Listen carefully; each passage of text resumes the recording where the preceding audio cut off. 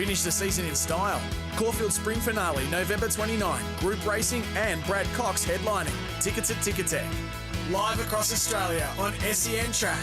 Giddy Up with Gareth Hall. On Giddy Up, it's time for the Melbourne Breakdown with David Gately and Pete Anthonez. Let's break down what happened there at Caulfield on Saturday as I welcome you back to Giddy Up. Great to have your company wherever you may be listening on your local SEN track dial, RSN dial, the 42 stations we're broadcasting throughout Victoria. And of course, for the very first time this morning, and it's 22 minutes past 5 in the west on SEN Turf. It is great to have your company on SEN Turf in WA. Let's catch up with David Gately. G'day, Gator. Very good morning to you, mate. Welcome back. And hello to you, Pete Anthonez. Morning to you, Gareth. Morning to Gator, and morning to the listeners. Yeah, you'd feel back at home nearly, Pete, being back on SEN Turf, of course, formerly known as Tab Radio, now its new name at SEN Turf. Yeah, exactly right. Morning to Mum, and to everyone else who's up bright and early, and I'll see you all next week or later this week. Yes. Is Mum up at 23 minutes past 5 these days, Pete? Oh, yeah, absolutely. She never sleeps. The highlight there on Saturday, Gator, was Jimmy Starr taking on Angel Capital, and he's a beauty, isn't he, Jimmy? Unbelievable again. Yeah, he was excellent. And I thought Matt Hill summed it up perfectly. I said the same thing a split second before Matt, watching that race live from the Glenelg pub. It was great stuff. But, he was a bit too good. So, going into that race, I was narrowly with Angel Capital, but I really had trouble splitting them. The thinking was Jimmy Starr was the better run in the Everest, in my humble. Off a wide run, worked mid-race, terrific effort. But Angel Capital so strong late. I just wonder if he was the better run for 1,400-metre race. He wasn't. Well, he might have still been. But look, he was a length inferior on the day. But they were both great. Ran past Evaporate, who just run well in a Golden Eagle. So it's fabulous, elite form. 3 really good horses. It's interesting talking to Kieran Maher, and I'll get to you in just a moment, Pete, but he's mentioning that he might be better suited over a mile, this horse, Jimmy Starr. Like, he's been very good over the sprinting trips, but he has to really chase, in a way, to keep up over 1,200 metres, and he's still got that ability to explode late. But 1,400 metres, he was able to jump with them and put himself into a lovely spot there on Saturday. And then 1,600 metres, Kieran believes that he's still got the ability. He'd be able to travel sweeter in those races and still be able to finish off like he does over those shorter trips, which is an interesting dilemma to have heading into the autumn, Gator. Yeah, that's right. It'll be interesting. I mean, there's no reason to think he won't be strong at 1,600. And you'd back that stable, with their intelligence and the data to back up what they know about their athletes. And there's plenty of good mile races, that's for sure, and plenty leading into that as well. So it's exciting to see what he can achieve, given, maybe our elite milers of the last couple of years, your Pride of Jennies and Mr. Brightsides, or even Fangirl, are closer to the way out than the way in. Pete, what did you make of the CF4 Stakes there on Saturday? Well, it's funny in a way because I haven't seen Jimmy Starr in the flesh since March this year when he was last at the Valley and he ran third to Schwartz. So he's come a long way. I think there's no doubt that both of these horses are in career best form, career best preparations, but I've never seen Jimmy Starr with such a relaxed, focused attitude before a race. He can often get a little bit toey and, carry on here and there, but he's not doing that at the moment. He just looks like he's the finished article now as a racehorse. So look, I've got no doubt he'll be able to get the mile. He seems to be relaxing really well in his races. He's ironed out his starts to a certain degree. He's even, jumping away clean. And look, Angel Capital, we still don't know where the top of this horse is. First preparation with Chris Waller, he's had a very good preparation. He's just run into a few better ones on the day. And look, I've got no doubt that he will improve second preparation into the autumn. So I can't wait to see where all of these horses go. It was such a fantastic race. The mounting yard was just incredible. It was a complete luxury to watch these 7 parade.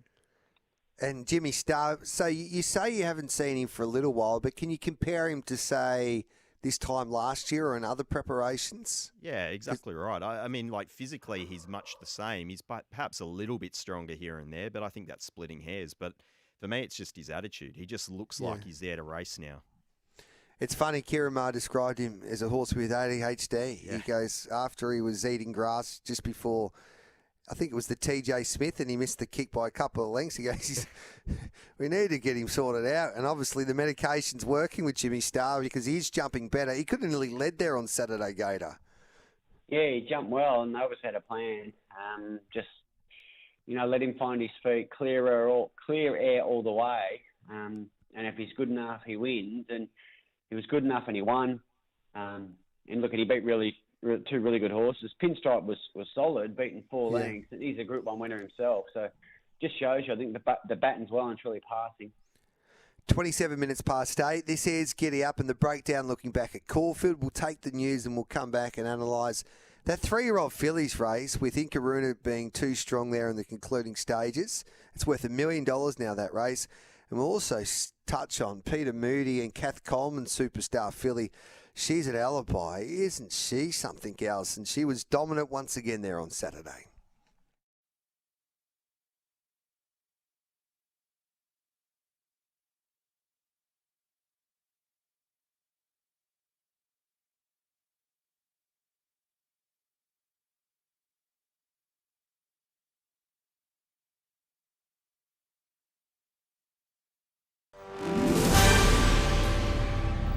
Good morning, making SEN News headlines. A hostel in Laos where 2 young Aussie girls were fatally poisoned with methanol a year ago is set to reopen. 19-year-olds Holly Morton Bowles and Bianca Jones were part of 6 people who died. After dumping net zero, the federal opposition has set its eyes on immigration, flagging the release of the coalition's policy in the coming weeks. US politicians will vote this week on whether to release more documents from the Epstein files. And a new international trial is testing whether weight loss medications could also help treat alcohol addiction. Up next, sen.com.au sport. Yannick Sinner has been crowned back-to-back ATP champion after beating Carlos Alcaraz in the final this morning 7-6, 7-5. Ireland is still alive in World Cup qualifying after coming from 2-1 down to beat Hungary 3-2. And winners in the NFL so far today, the Dolphins over Washington, the Packers too good for the Giants, and the Texans 16-13 winners over the Titans.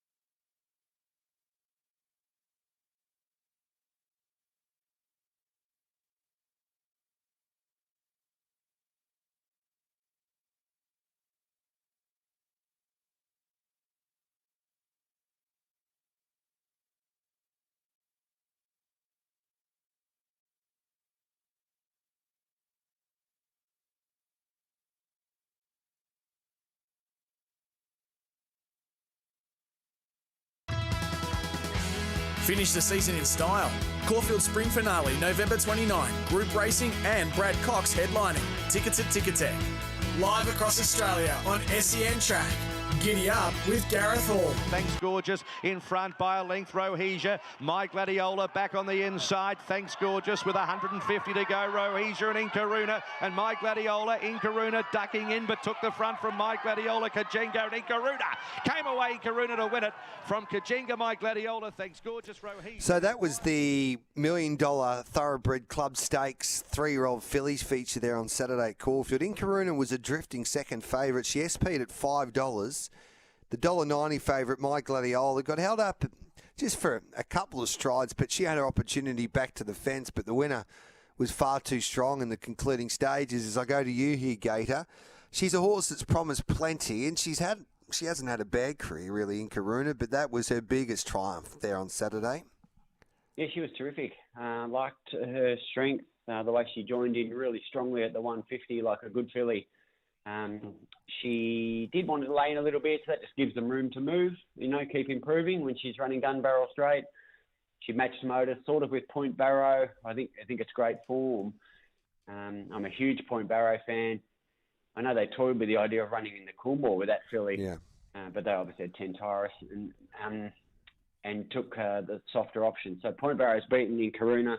Acacia's back in third. She's run well against the older mares herself. So a lot to like about the layers to the form. My Gladiola certainly came through the best race, and hence she was favourite. Like, she was terrific in the Coolmore, and that race rated far superior to the Point Barrow race. But again, for the 4,367,486 time, the hashtag data's there for after the race, not before the race. So she had more upside in the prep. My Gladiola, tail into prep, winner too good. Pete? Yeah, not much to add, G. Look, my Gladiola, really, that did look like an end of preparation run there, didn't it? Yeah. Just over the last 200 metres, you can really see the data taper off, and Inkaruna still had more guns to basically launch there in the straight. And look, there was some okay runs there behind as well. There's a few horses here that will probably continue to improve. I thought Choir Point was good coming from towards the back, and Kajenga was good running from a similar position into second. So look, there's probably a couple of horses here that we can keep an eye on going forward throughout their preparation, but I'm not sure how many of these will kick on for the rest of this year. I thought the track played pretty well there, Pete, at Caulfield. This track so far throughout the entire spring, Gareth, I think every meeting has been just a pleasure to review and to do the form for, knowing full well that it's going to play really evenly. Tempo is the main factor, and also the wind if there's any present, but really we were very lucky there on Saturday. There wasn't much wind at all. This is Giddy Up, brought to you by Bet365. It's never ordinary when it's brought to you by Bet365. Imagine what you could be buying instead. For free and confidential support, visit gamblinghelponline.org.au. And Rubira's Port Melbourne Performance of the Week. You've got to make sure you text the show 0499 736 736 with your simply sensational performance from the weekend. The best one, it'll be picked by Louis Clifton, the producer today, will win a $100 Rubira's voucher for the best, of course, text message this morning.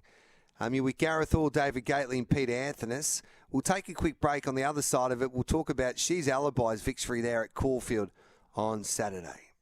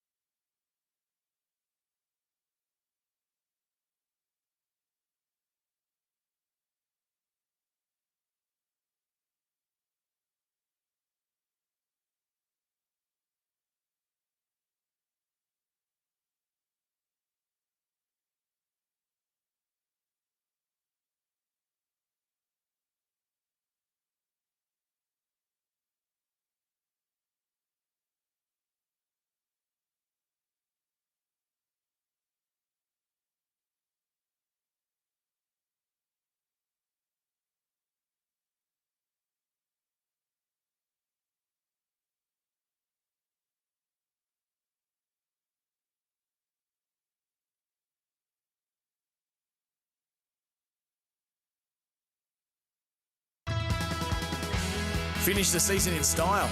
Caulfield Spring Finale, November 29. Group racing and Brad Cox headlining. Tickets at Ticketek.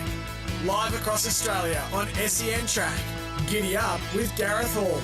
It's top reward sent to Cavati. Sulek about to make a line of 3, and there's a run for She's a Alibi. Right up on the inside at the 250. She's a Alibi slipped through and with acceleration put up 2 or 3 lengths in front. She's a Alibi with 100 to go. It's over. She's 4 lengths in front. She's 5 lengths in front. And She's a Alibi made a mess of them. 6 lengths at least. Tagline up for second. Top reward third. You're a little nervous for a little bit, wondering whether Luke Nolan and David Gately would get out with She's a Alibi, but once he blew the whistle, away she went. So the question I pose to you, how good is she?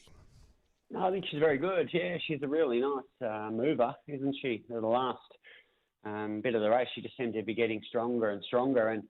And first go at the mile, so she'll be better for that experience as well. And she's got acceleration, which we saw in the vanity after being held up, able to quickly sort of pick up speed and change up speed is really important for any athlete. But then sustaining speed, which she was able to do on Saturday. Second through to sixth, about 1.5 lengths over all of those, and it probably sums the race up. So she's probably an A grade, and they're probably, B minus. That group, and that's the way it panned out.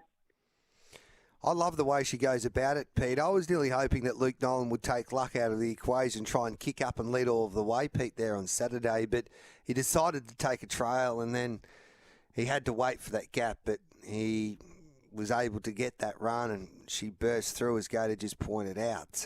What did you make of the contest and also the tactics there on Saturday? Well, look, I'm not surprised they tried to utilise that barrier from 1, just given that there didn't seem to be a great deal of speed on paper. And I thought that might have been perhaps a little bit of a knock on her up to the mile for the first time. No obvious speed, and would she over-race? And she just simply didn't. And then once she got that dream split there at the top of the straight, she was just far too good. So, look, a very sedately run race. She's done what she had to. There was no Tentaurus that she needed to out-sprint like she did first up. And, yeah, she's well and truly too good for this lot.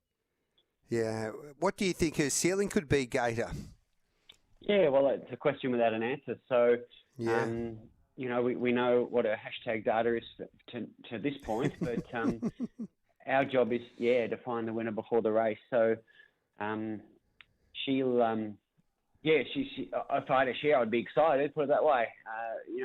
They look like a pretty strong crop, but she's, she's not the A+, she's certainly in the A grade. Yeah, outside of those feature races we just talked about, Rumbled again was too good for Blinded by the Light. Barbie's Dreamworld back in third. What did you make of the 5th race there for the mares over the 1,600 metres, Gator? Yeah, no, thanks. Yeah. Rumbled again. Yeah, she bobs up annually to tip us out of everything. Blinded by the Light should have won by a couple. Barbie's Dreamworld was wide and good. Roll on High just doesn't run a mile strongly. She's about a 1,570 metre horse. Precious Charm was honest. Pandalawi Life Ban. And there was 1.5 lengths over 6 of them. They crawled, then made a mid-race move. Messy. And it looked like a field chock full of D-Day horses going in. And that's how it's coming out. Pete? Yeah, messy's a good word, Gareth. Look, it's just one of those where you're looking at the race that you want to see some level of intent. There's too many moves in the middle of it, and there's hard luck stories everywhere. But then again, a lot of these horses, you're just looking at them and going, well, what is your ideal setup? And I still don't know for a lot of them. Proves had 7 starts for 6 wins, and she SP'd, $26, Pete, there on Saturday. Yeah, it's funny, isn't it? Look, I still can't believe this horse actually won. It was just held up, found a way back towards the inside and slipped through. It was quite a funny visual replay, I'll put it that way. But, full credit to the team. The horse was fit and well, and that's all you can ask for at this point. But, look, Aviatrix I thought was really good coming on off that freshen up. She's Bulletproof was brave, obviously. Photograph's got a nice race at some point in this preparation. So, look, there were some good runs in this race. What do you do when you have a sit down with Vestas after the race, Skater? Look, we're going to have a chat. There's no doubt. So the new excuse was, she didn't race well in between horses when tight. So, at some point, just like the footballer, if you're not playing, at some point, you're going to have to find a way to overcome things that don't work out well if you want to be any good. Yeah. Taken keeps on winning. Terrific effort. Like to be 3 and 4 wide, no cover, and still beat them was a really good effort. Katoggio had a softer run, no slouch, and Stylish, who was a big betting drifter, had the back of Taken and was very good late. I want to make note of that betting drift, that she wasn't quite ready, and to run that well says she's ready to win. Roadcone's probably ready to win a midweeker when can lead sort of outright. Yeah. Pete, what did you make of that performance by Taken? Yeah, it was good. I was on Stylish there, Gator, and I can push the horses based off that parade, off the freshen. And I thought just in behind them as well, there's a couple of good runs there, as you said, Road Cone. But I thought Dark Simba had plenty of improvement to come as well. I thought that's one of the horses to follow just off the condition there. I was expecting that horse to be a little bit more forward than how it paraded there on Saturday. All right, horses to follow from this meeting at Caulfield, Gator? Yeah, we're certainly just looking at a couple that are really early in the prep still, and Stylish certainly fits that bill.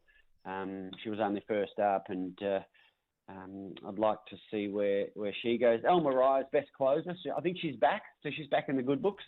Yeah. And Legacy Bay race 1, I know it was a benchmark, what was it, 74? She was the best closer in that race, and there'll be a race in her because we're into the off-season. Pete? Aviatrix for me, and I'll throw in, I just mentioned them, Stylish and Dark Simba. They're the horses to follow for me. Okay. And I think from Sydney, Gator, it was, of course, the Hunter meeting there at Newcastle. Gatecrasher was too strong in the feature race there. And Joe Pride, he just knows how to win that type of race. He does it again, and he's had a wonderful spring. Yeah, targets the right horses, doesn't he? And Coal Crusher. When they lead out, Coal Crusher, sorry. I knew I've you, had man. a few I was gate with you. crashes. Same page. Yeah. Gate crashes a Freudian slip by you, but yeah. Look, he did a good job, didn't he? He's a better horse when he leads outright. Accreditor was rock solid, clear thinking, best closer. You know, a bit of a theme of horses to follow for me in an on-pace race. Thought she was terrific. Yeah, it seems to be an on-pace type of day there at Newcastle, and Coal Crusher, he came out of that right race there, the boarding for a race like that, and too good for Accredited, and Brudenell was back in third, and clear thinking, the Kosciuszko winner.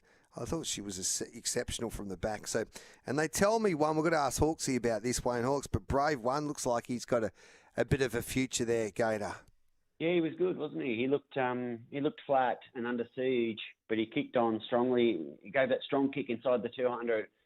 The asterisks on that, I think it was a bit of a theme of the day. Like Coal Crusher looked gone at the 200 as well. Yeah. And those leaders were able to keep finding when they looked to be in strife. So, 8 of the 10 winners either led or had the good run. So there's an asterisk on that, but still a nice, brave horse. I think he's well named. He's talented enough, puts himself in the race and has a will to win. Good on you, Gator. Enjoy your day. We'll catch up with you on Thursday for Gator's Game Plan. Can't wait for that. Thanks, mate. And you'll join me just after 9 o'clock, Pete, Yep. To talk all things WA racing after the first day of the Pinnacles. Exactly right. Grant Williams and Trevor Andrews will be our special guests there just after 9 o'clock as we review and also look forward to, of course, Railway Stakes Day there on Saturday. It's 8:47. We're live from Trelawney Stud, New Zealand, his famous farm, and looking forward to catching up with Brent Taylor from Trelawney just after 11 o'clock this morning. So looking forward to that. I've got so many different time zones I'm trying to work out. We're 5:48 in the west as we on SEN Turf for the first time. It's great to have your company in Western Australia. Great to be back on your station as well as we talk racing. And don't forget Timmy Gossage and Scotty Cummings to join you for their breakfast show just after 6 o'clock with their special guests. Will be William Pike and also Sean O'Donnell after both those jocks had big days there at Ascot on Saturday. Great to have your company in Queensland at 7:48 there. It's 8:48 on the eastern side of the country. So we'll take a quick break on the other side of it. Sam Williams will join us from Little Avondale. Of course, this famous stud in New Zealand. And it's the home of Per and Canto, who had another big day there on Saturday with his superstar, Jimmy Starr, winning the CF4 Stakes.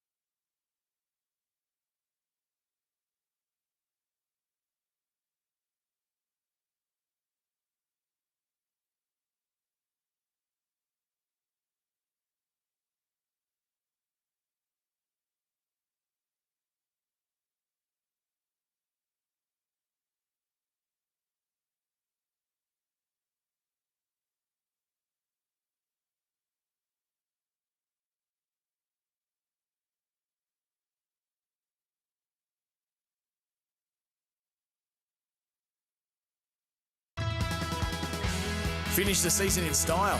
Caulfield Spring Finale, November 29. Group racing and Brad Cox headlining. Tickets at Ticketek. Live across Australia on SEN Track. Giddy up with Gareth Hall.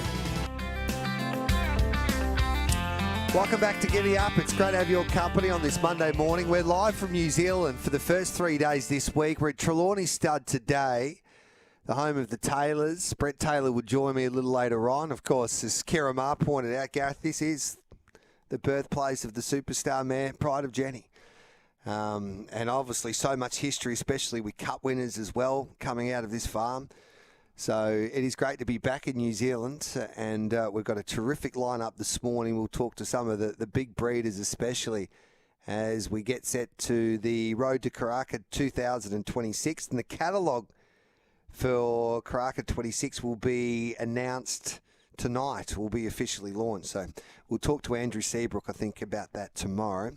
But, Sam Williams isn't far away. A few text messages coming through, Gareth.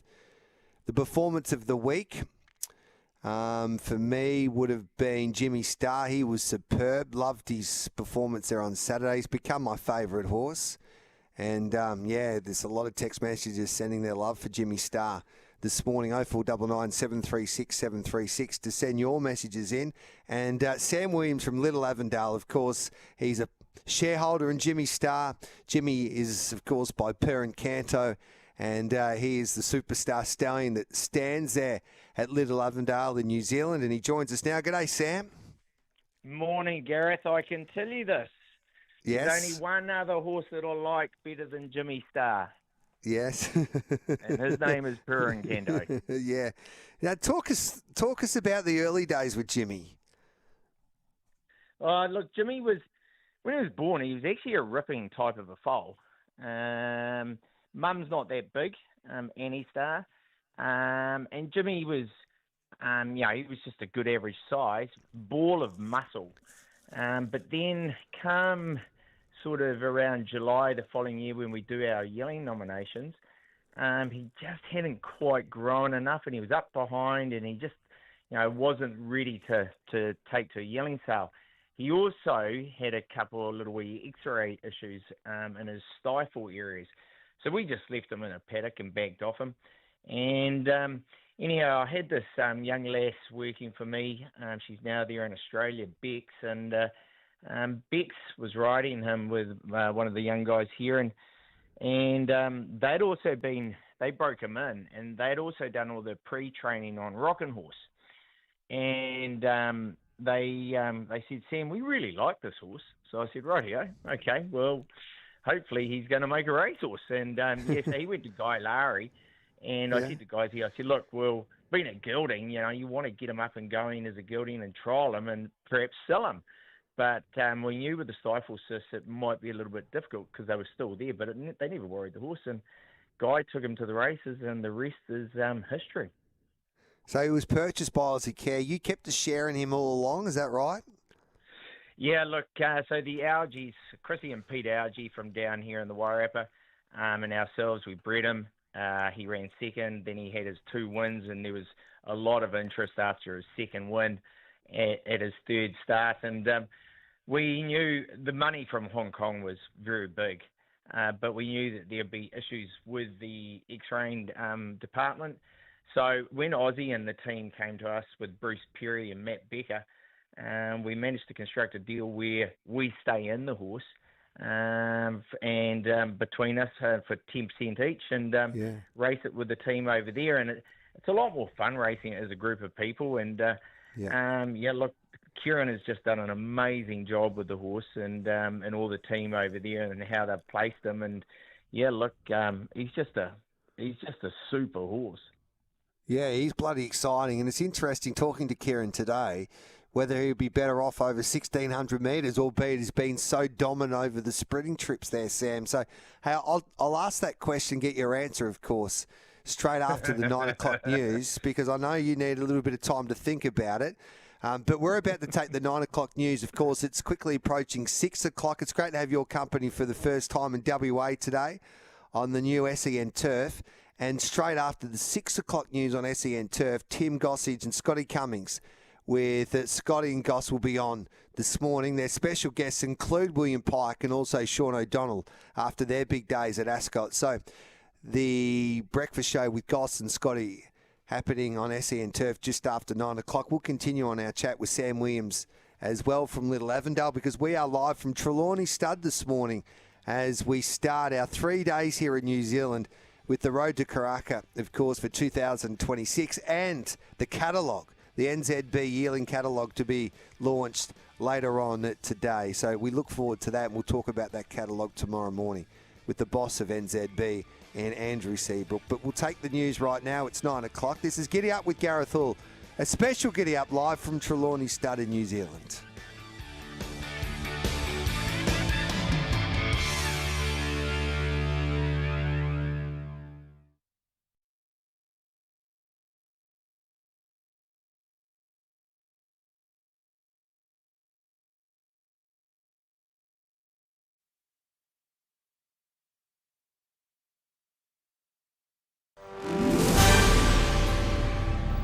Good morning, I'm Nath Gardner with SEN News.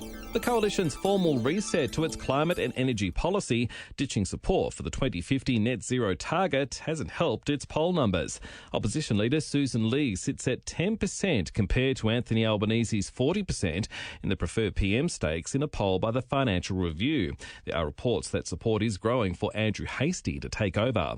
It's been revealed 1 in 10 people applying to work on the AUKUS nuclear submarine project have been knocked back. They were rejected on security grounds, including links to China and other foreign countries. A workforce of 20,000 will be needed if Australia hopes to build our own subs in Adelaide. The Tasmanian government's plan to effectively ban ambulance ramping looks to have stalled. The plan was to reduce the time it took to transfer a patient from the ambulance into care to 45 minutes this year and then 30 minutes in 2026. But data shows it's still at 60 minutes. US politicians will vote this week on whether to release more documents from the Epstein files, placing more pressure on Donald Trump, while one of Trump's most staunchest allies, Senator Marjorie Taylor Greene, is siding with the Democrats to release the files, angering the president. I believe the country deserves transparency in these files. I don't believe that rich, powerful people should be protected. And the Beach Volleyball World Championships have kicked off in Adelaide with pool matches continuing. 4 Aussie teams are in action. Coming up next, SEN Sport. Thanks to Unibet. Gamble responsibly. 4 games currently in action in the NFL. The 49ers are taking on the Cardinals. The LA Rams, a short time ago, were leading Seattle. Broncos hosting the Chiefs, and the Browns up against the Ravens. Earlier, the Dolphins down Washington in overtime. The Packers too good for the Giants, and the Texans 16-13 winners over the Titans.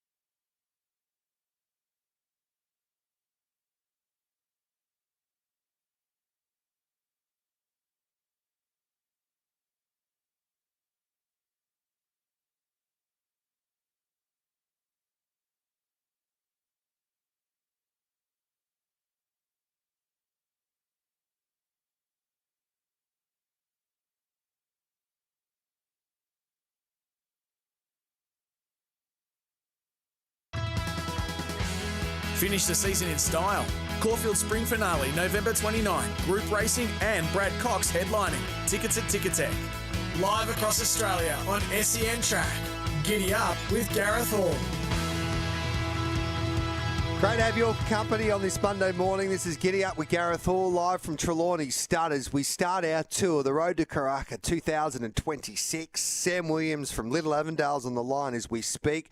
Phil Cataldo will join us. He's one of the star bloodstock agents that's been able to source many a Group 1 winner from New Zealand, especially to Australia. He's had a great relationship and an association, especially with Mick Price and Michael Kent Jr. over the years. Looking forward to catching up with Brent Taylor from Trelawney.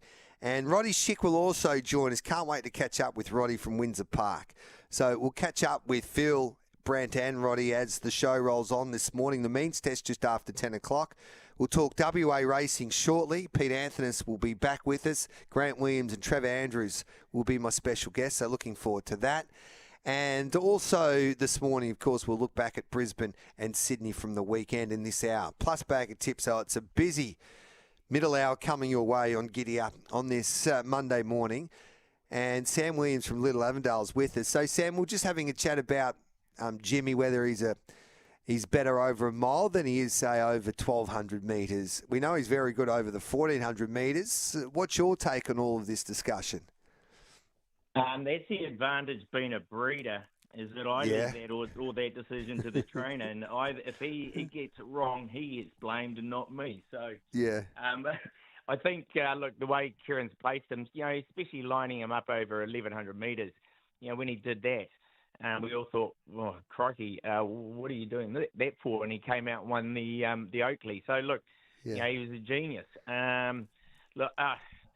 It's in his DNA to get a mile through the Z factor and any star. Look, I think he'll get it, but I think with his brilliance, at 12 to 1,400 metres, he has that dynamic sprint, and it's just explosive, and so I guess you don't want to see him lose that. Just like his progeny, the Perencanos, as Kieran's pointed out, with Jimmy Stars and especially Gringotts, they're getting better at each preparation. I don't know how much better that Jimmy can go because he's basically right at the top now, nearly in this sport, especially in Australia in the sprinting ranks. But Perencano's been a similar story, really, hasn't he? Each year he's just got better. And his record speaks for itself. How many more years left in the old boy? Oh, look, he's 21. We limited his book this year to 90, and next year I will bring it back even more so, not for fertility, just to look after the horse, And look, he's been so good to us. He is a real friend. He's got the most incredible personality. After Jimmy's Everest, I took Katrina over and she wanted to go over and have a wee whiskey with the horse. So went into the box in a wheelchair, and the horse just turned around and came straight up to her. And she looked at me and went, Sam, and he just went straight up, put his head into her lap, and, he just wanted her to pet him. He's that sort of horse. He's just a friend. He's amazing. So, actually, good news in the crush this morning. Got Gringotts' mother in foal. And she's beautiful. Easier, so they're very happy, and go Gringotts and the Gong this coming week. He's going to be hard to beat. What's your situation looking like heading towards the January sales here in New Zealand with the catalogue to be launched tonight? Yeah, it's really excited. Yeah. It's 100th year. That is a huge milestone for our national yearling sales here in New Zealand. Little Avondale will be entering our 86th year as a family, presenting yearlings at the national sales. Look, we've got a really nice draft, obviously headlined by our Perencantos, but we've got a good spread of stallions right across the board. I think the fact that it's a new catalogue, the 2 days of book one and 1 day of book two, I think that's exciting in itself. And the Ready to Runs was a big success, and it was so cool to see so many new faces there, and faces that haven't been back at Karaka for some time. So, looking forward to getting up there. I think we've got a very strong fillies draft. I really do. And looking forward to it. And it's full steam ahead and no rest for the wicked. And people listening to Giddy Up, obviously you join me most Saturdays on Winners, but you're from Little Avondale, so just and your family's got such a great history when it comes to breeding horses in New Zealand. But talk us through where you're based and you're situated in New Zealand, because you're a little bit different compared to a few of the other studs. Yeah, I am a little bit different. Yeah. Don't forget, I'm married to a dame, so I'm there for a boy or a lady. Yes. Look, we're based down in the Wairarapa, and in my grandmother and father's era, there used to be about 7 studs here in the Wairarapa. The Wairarapa is about an hour and a half north of Wellington, and it's a beautiful valley. It's predominantly known for the Wairarapa and Hawke's Bay for raising young beef and lamb. But now we are we're the biggest equine business south of Taupo here in the North Island. Look, the numbers have really dropped off down this area. It's mainly up in the Waikato, but the national sales used to be at Trentham, so we only used to have to pop over the hill, over the Rimataka Hill, and we were there. Now we've got to travel 7 hours north. I mean, that's nothing for a lot of the guys over there when they go to the sales. But look, it's a big trip back here to get the babies to Auckland, but it's all part and parcel of the industry. Well done with all the success that you've been able to have at Little Avondale, but especially of recent times with what Perencano not only has done with the horses that he's produced, like Jimmy Star and Gringotts in Australia. Evaporate was very good again on Saturday. But also what he's been able to do in Hong Kong, which really kick-started, I reckon, his career with the success he had in Asia. So you should be proud. Dame Katrina Williams is the superstar of your farm, of course, your beautiful wife. So say hello to Katrina for us, and we look forward to seeing you in January, mate. Hey, I look forward to catching up, but you'll be buying me the drink now that she's the superstar and I'm not. So, yeah, I don't know if you're going to get a Christmas card from me. Yeah. Good on you, brother. Thanks for that, mate. Okay, take care. There's Sam Williams there. Hey, we'll take a little break here on the other side of it. We'll relive day one of the Pinnacles there in WA with, of course, some superstar performances. Joker's Grin, the Quokka winner, was back in action. We had some wonderful 3-year-old features as well, and a fascinating RJ Peters, which was the last chance for a few of these horses to get into the famous Railway Stakes this Saturday. So we'll dissect all of that with Pete Anthony, Grant Williams, and our special guest this morning as well from WA will be Trevor Andrews.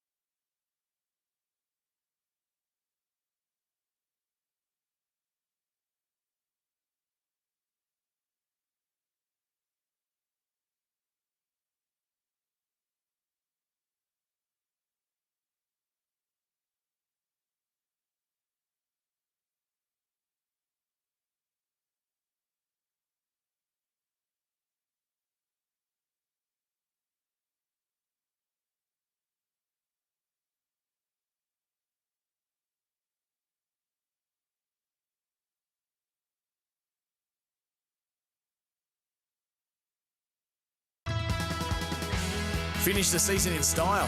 Caulfield Spring Finale, November 29. Group racing and Brad Cox headlining. Tickets at Ticketek. Live across Australia on SEN Track. Giddy up with Gareth Hall. Back near the rail at the top of the straight, Oxbridge led. They've got 300 to go. 2 lengths clear, Kraken time. Acromantula, here's Joker's Grin. Here he comes now, winding up. Oscar's Fortune bursting through for Pike as well. Joker's Grin's the leader though. Inside the 75, Joker's Grin holding Oscar's Fortune. Joker's Grin wins again, 9 out of 12. Joker's Grin scored from Oscar's It was the perfect Fortune. start to the Pinnacles that had it all. Joker's Grin, the superstar sprinter, once again was sensational. The Colonel Reeves, he is on track for the winner bottom in just under 2 weeks' time, defeating Oscar's Fortune, who's back with Dion Luciani and flying. We had a wonderful Jungle Miss Classic. The Champion Philly Stakes, Pure Excess, nailing Talk & Co. right on the post. Luana Miss, how good is she? Trevor Andrews will join us a little later on as well in Giddy Up in this hour. And then in the RJ Peters Stakes, when you had the favourite for the Railway Stakes in Cosmic Crusader who needed to win, but he couldn't get the job done. He finished third. He didn't have much luck, but Storyville was too good for Grant and Alana Williams to take out that race, and she books her place in the Railway Stakes with 2 of her other stablemates who are at the top of the market. And we'll talk to Grant Williams a little later on as well. But Pete Anthony's is back with us. Pete, what an opening day of the Pinnacles. Yeah, it's a good way of putting it, G. Look, Joker's Grin, that is now officially the best sprint performance in the history of punting forms data. So that's going back to 2012. Basically less than a second outside of the track record. And you have to remember, basically every single track record at Ascot has been set 15 years ago when they raced on, at best, a good 3. It was basically a fast 2 every week. So it's an incredible sprint performance, and effectively that figure, it's the first time he's seen a really quick tempo. Oxbridge crossing Acromantula early. I mean, you don't often see Acro getting headed early and really struggling to keep up. That figure basically suggests he should be getting an Everest slot next year. But if he was mine, I would almost forget about the Quokka next year. I'd be looking to go to Hong Kong. So that's basically what that figure suggests. And it might sound a bit crazy, but it has to. He's got a storied history. He's already won a Quokka. He's already been ultra competitive so far. And all it means is that not only is he going incredibly well, but so is Oscar's Fortune. He is well and truly back at his best form. So that's pretty exciting for WA. So Joker's Grin is second favourite behind Overpass. Do you think, looking at those figures and seeing him on Saturday, that should be swapped around in the market? You should see Joker's Grin, the favourite with Bet365. He's at 325, Joker's Grin. Overpass at 262. Of course, the news coming on Friday when we announced that, unfortunately, Giga Kick won't be making his way to Perth for the Pinnacles. So I think there's no doubt the Joker's Grin's the better sprinter given the right conditions. And I think the big question mark is how often is he going to see those race conditions and that early tempo met outside of a genuine big field with proper speed in it. So that's why I referenced Hong Kong, because a lot of the sprint races in Australia at the moment, Gareth, they're worth so much money that no one wants to go faster than they have to. So Overpass in the Winterbottom, if he leads, all well and good, but I think they'll be happy enough just to breeze outside of this, as we've seen previously. And really, they're not going to go helter-skelter up front. So although I think Joker's Grin is the better horse when he gets the right conditions, I think it's all favours are going to be with Overpass, just looking at the other potential speed horses here. I do love you, Pete, but you know there's a horse called Kaying Rising in Hong Kong at the moment. Yeah, I know. That's the funny thing. I can't believe I'm saying that myself, but... look, Kaying Rising has got a better overall peak performance, but this performance from Joker's Grin is not too far off Kaying's best. It's only a couple of lengths away. Look out. Yeah, I mean, Bernie Miller and Patrick Carberry taking on Zach Purton and David Hayes there at Shartin, you're telling us. Well, I mean, I don't How think good they'll is go that? there, but, I would, if it was mine and I owned it, and I clearly don't, that's why I'd be leaning, because I want to see the best in Australia compete against the best overseas. So while we're talking about this winner bottom, and we mentioned yesterday on our social media platforms here on SEN on Giddy Up, and also, of course, on our other platforms, the horses that are coming to Perth. Vivier, Betendetta, Grand Piero, Puglia, Overpass, Iona Merck, Ozapenko, Ray McNerio, Libertad, and Depth of Character. So race turning up for Robbie Griffiths for the winner bottom, and so was Betendetta. And the other news I'm getting through, Stephen Wolf telling me at the moment, nominations closed there for the Railway today, but it looks like Rope the Min will be going to a winner bottom on his way to a Gold Rush, which I think, do you think that's the right decision, Pete? Look, I think it probably is, but I think Rope the Min's going well enough that he could have equipped himself in what's realistically a relatively weak Railway Stakes this year. So, look, I think they've obviously just elected to just keep things simple, stick to what they know. The horse is going super, but he's going to come up against a lineup in the Winterbottom that's got a little bit more depth than I think we thought it might have had, a week or two ago.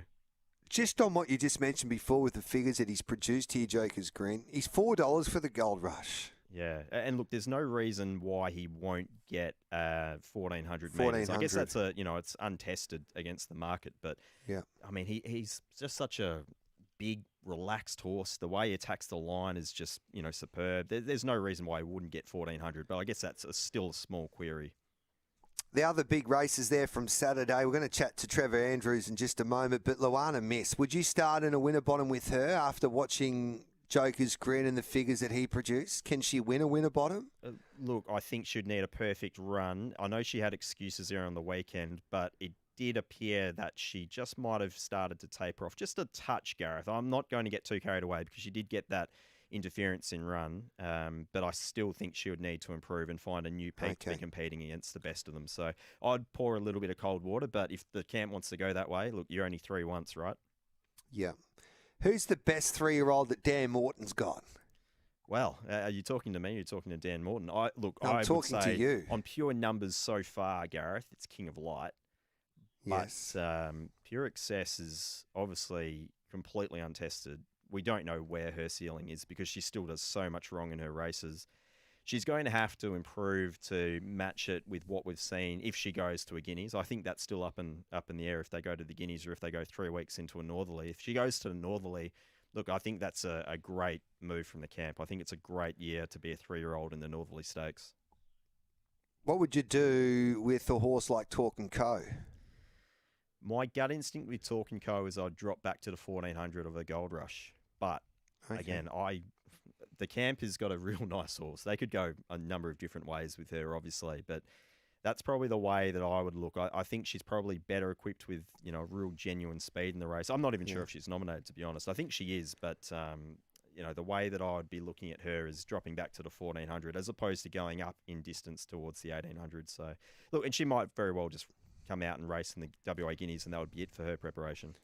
I'm excited about the 3-year-olds in the West, Pete. Yeah, they're really good, aren't they? And there's heaps of depth.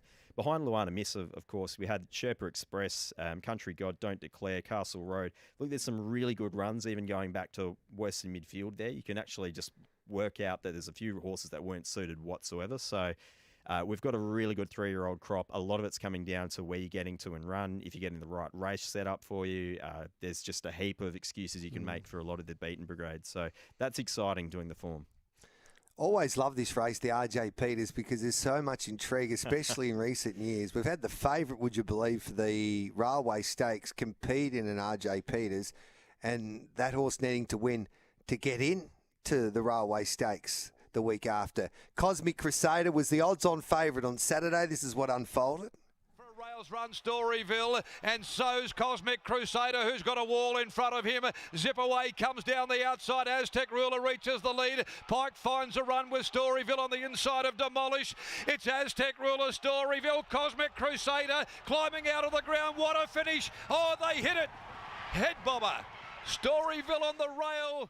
There was a few future punters whose hearts were broken there after Cosmic Crusader just missed out on winning that race and getting a spot into the Railway Stakes. But Grant Williams wasn't complaining because he's done it again to win another RJ Peters, and this time with his star mare in Storyville, and the champion trainer joins us here on Giddy Up. Congratulations, Grant. Good morning, Puffer. We just might have lost Grant. We'll try and find him. But it was a fascinating race, Peter. It always is. But what did you make of the RJ Peters this year? And look, when they go slowly out in front, you do have to make your own luck, right? So they've had two opportunities now. Obviously, on the weekend, Cosmic Crusader was just half a step slow, so he didn't have the opportunity to get in front of Storyville Pike was able to kick up and hold leaders back. They haven't gone quick. But really, it comes down to the start before for Cosmic Crusader. They had the opportunity to lead that race in what was an even slower tempo, and they basically elected not to. So, look, it's a what could have been preparation. Not the first time we've seen for the Cerise and White. Almost flashbacks of Devoted in a way. But is he overrated, this horse? Should he have been favourite for the Railway Stakes? Is he that good, Pete? Well, there's two ways you can look at it. The way I look at it is that these Belmont big gap job margins, Gareth, they apply to Belmont only, and they're not able to be reproduced at Ascot. I can sort of go back and produce a couple of different horses that have produced an Atlas at Belmont Park, and when they cross over towards Ascot, they're not able to reproduce it, and that's just another example of it. The race shape wasn't the same. He wasn't leading, obviously, but he still needs to improve and find another level. And I know he had excuses here on the weekend, but still, the start before, he breezed outside on the sedate tempo and he didn't necessarily find. So I think there's obviously jury out. He's still got ability, but, is he a deserved Railway favourite prior to the weekend? Well, we're not going to find out because he's not going to make the field now. No, he's still $6, would you believe, with Bet365, so I wouldn't be backing him. Watch Me Rock at $4.50, Western Empire at $5.50, trained by Grant and Alana Williams, and now Storyville, she's at $9, and Grant Williams is with us now. G'day, Grant. Congratulations, mate. Satisfying victory there on Saturday. Yeah, it was really good, Gareth. Just a little bit of banter and that, but I've got a lot of good friends and family in Storyville, so obviously we always enjoy winning races like this, and especially in the lead up to the Railway. What did you make of Cosmic Crusader going into that race as the short price favourite? Were you confident that you could beat him? Look, it's obviously a lovely horse. There's a big rap on it, obviously coming from the camp, but from my eye, it was a really good run in the Tab Touch at Belmont. I'm not sure he's got back to that level. Can Storyville win a Railway Stakes? Yeah, look, I think she can, but she'll need a lot to go her way. And, it was probably a bit of merit in that win the other day. It's not really her go, having a quicken, off a slow tempo like that and not have much room. I would like to see her sort of draw, 5 to 10 and be able to sort of get to the middle and wind up. She's a big, rangy horse. She's got a really good turn of foot, but she does need a bit of room. So it would be good to see if, we could get a draw like that so we could get some room and actually see the real horse. In saying that, did that victory there have extra merit where she was positioned there on Saturday then, in your eyes? Yeah, 100%. I thought, like her good wins last year, like the Champion Fillies and the Guineas, she was able to get plenty of room, although the Champion Filly, she was coming through the middle, but she had heaps of space and she was able to hit top gear that way. So to have to quicken off, it wasn't a fast run race, and they dropped down, and for her to have to do that and be up on the speed to do that, I thought it was a great win. Pete Anthony? Grant, I just want to talk to you in terms of the overall horse going forward. Are you convinced that the horse is better suited with a slower tempo like we saw there on Saturday, or do you think fast tempo is more in her favour? And then talk to us a little bit about the booking of Fred Kersley for Storyville. How do you think he's going to gel with that horse? Yeah, I think, Pete, good morning to you. I thought, I think a good tempo would be better. She does get on the bridle a little bit early, so if they jumped and made it a good tempo, she'd get into a better rhythm. And then the booking of Fred, we actually were in conversations with Jamie Mellum to try and get her over. We start, from the top. We've got all those guys over there every year. We're trying to get the good jocks over. And obviously she got a suspension, which made it really tough for us. So I've got a good relationship with Fred, knowing him all his life. He's a great young jockey, and I thought watching him over the carnival, he's riding really well for my old mate Lindsay. So it was a pretty easy choice once I knew he could ride that weight.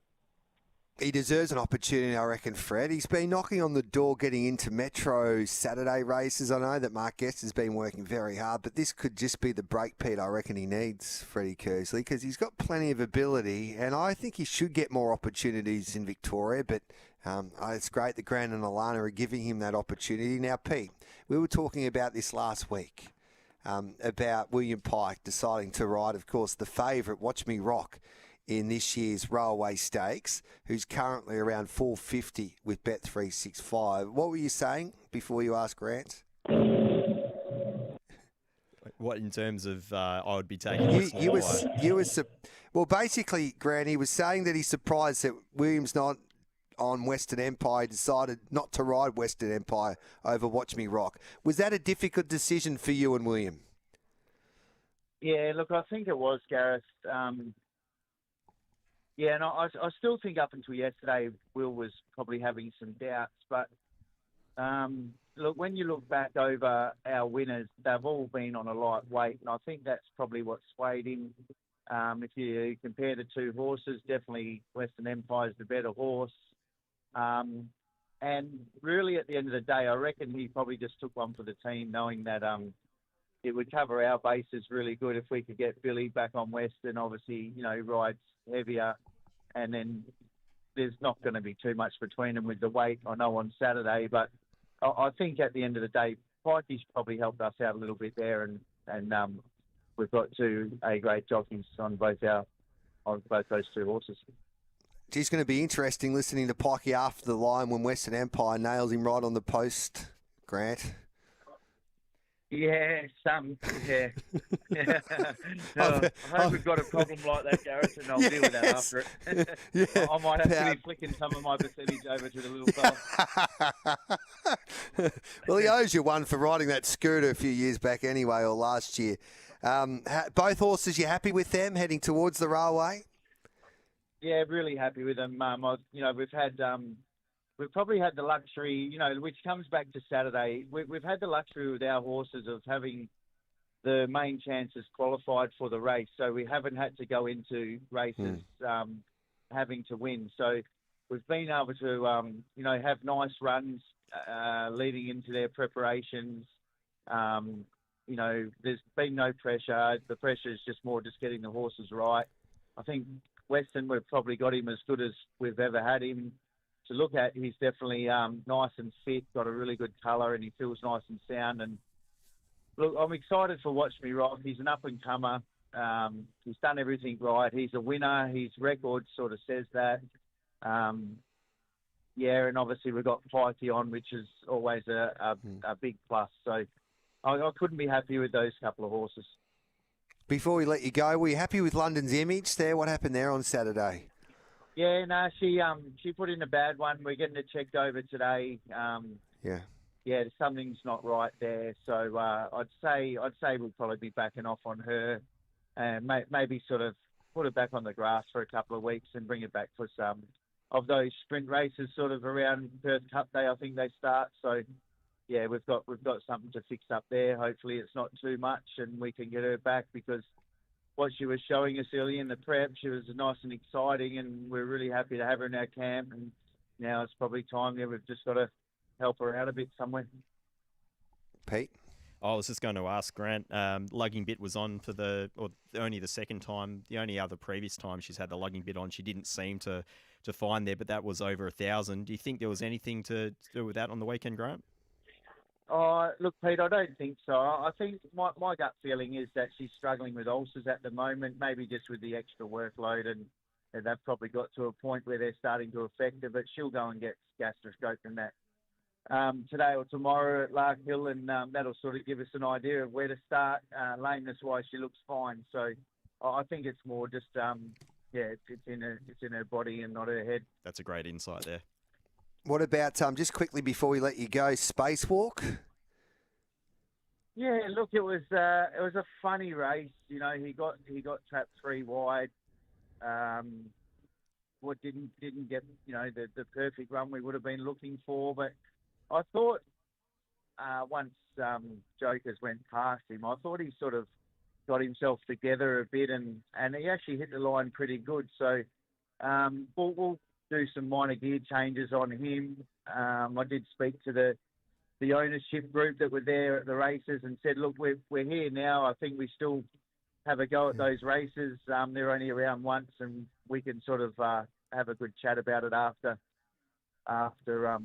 what the Winterbottom, and to see where we go. But he didn't get beaten that far, and I'm pretty sure we've got a bit of improvement up our sleeve there. All right, mate. We might talk to Alana later on the week and see what she has to say after the barrier draw there for the Railway Stakes. But we wish you the best of luck this Saturday, Puffer. You've got 3 strong chances. Speaking to Alana, that would be absolutely brilliant because I might be starting to get a bit on edge later on in the week. So yeah, I know. and that'll give me 5 minutes off her anyway, so that'd be great. No problems. We'll make sure we'll get her on to kick off Giddy Up Stable Mail, I reckon, on Thursday. That's much appreciated. Thanks for that, mate. Thanks for coming on as always, and enjoy the build-up, Puffer. Enjoy it. Yeah, we try to enjoy it. It's actually pretty good. We've all bounced out of bed this morning. Yeah. You know, it's this is the best week of the year for us, and we do get excited, but we do get a bit on edge. But yeah, we'll enjoy as much as we can. Hopefully, we get some half-decent barrier draws and get the horses in good nick. Thanks a lot, guys. Good on you, mate. Thanks for that. There's Grant Williams. We'll take a quick break. Trevor Andrews to join us next.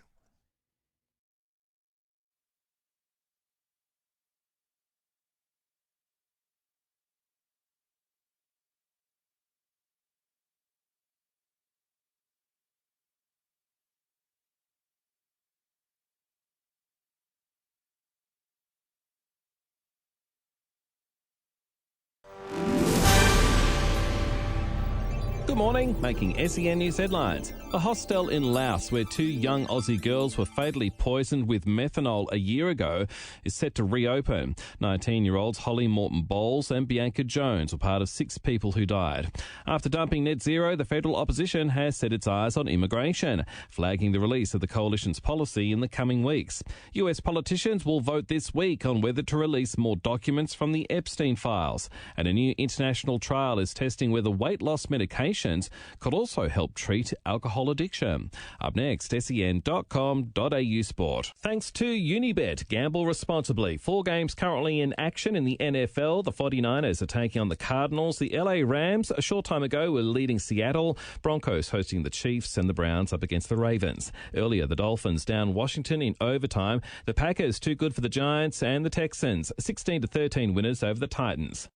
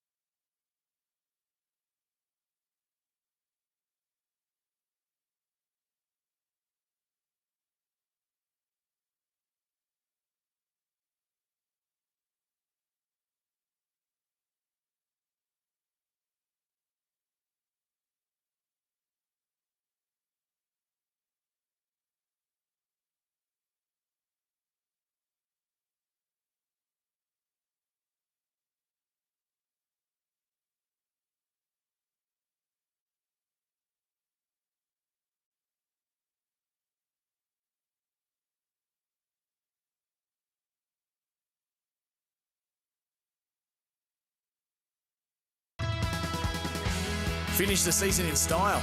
Caulfield Spring Finale, November 29. Group racing and Brad Cox headlining. Tickets at Ticketek. Live across Australia on SEN Track. Giddy Up with Gareth Hall.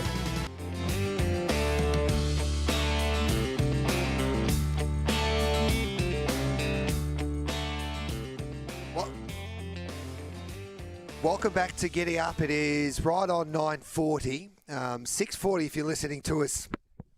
Excuse me, in Western Australia, 8:40 in Queensland. Trevor Andrews is about to join us straight after the next break. Luana Miss, she was very good taking out the Placid Arc, and I wonder if they're thinking that she can head to the Winterbottom on Saturday week. So she was one of the highlights there from Ascot. Straight after that, Phil Cataldo, one of the superstar bloodstock agents from New Zealand, will join us. He has been able to purchase many a Group 1 horse, especially for trainers like Mick Price and Michael Kent Jr. from New Zealand. So he's one of the great judges in the game. So looking forward to catching up with Phil. We've got the means test not far away. We'll find you some winners with Bag of Tips today. We are live from Trelawney Stud. So Brett Taylor will join us, and Roddy Schick as well from Windsor Park will join us in a special Giddy Up live from New Zealand as we get set on the road to, of course, Karaka 2026. And don't forget 0499 736 736. We're loving your input as always. The best text message for our Simply Sensational moment, we'll be getting a $100 voucher thanks to Ribera's. Of course, Ribera's Port Melbourne. The performance of the week. You get a text to the show for your Simply Sensational performance from the weekend. The best one gets a $100 Ribera's voucher. So we'll take a quick break. Trevor Andrews to join us next.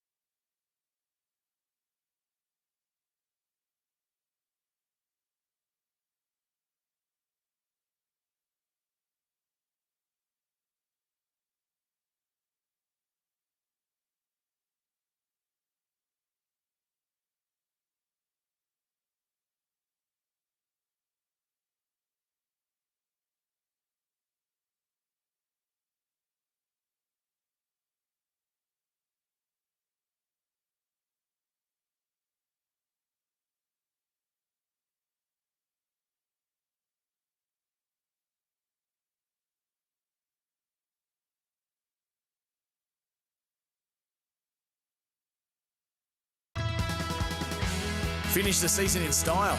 Caulfield Spring Finale, November 29. Group racing and Brad Cox headlining. Tickets at Ticketek. Live across Australia on SEN Track. Giddy Up with Gareth Hall.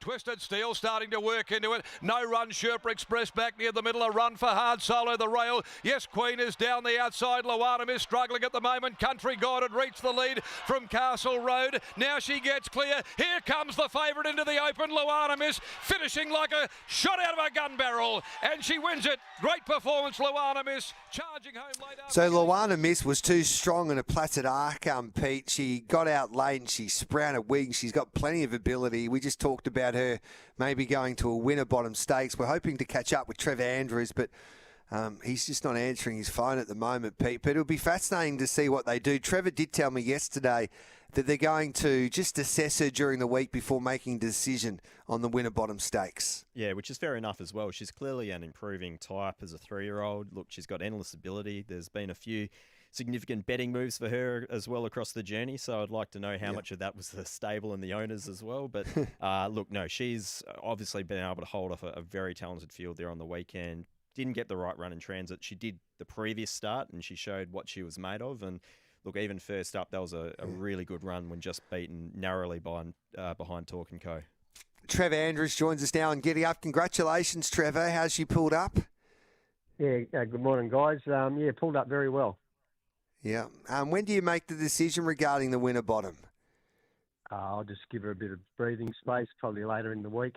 Just want to see her bounce back out of this and do well between now and then. And just make a call probably Friday or whatever, whether we go that way, just to give the jockeys that we've got in mind maybe the heads up about riding light.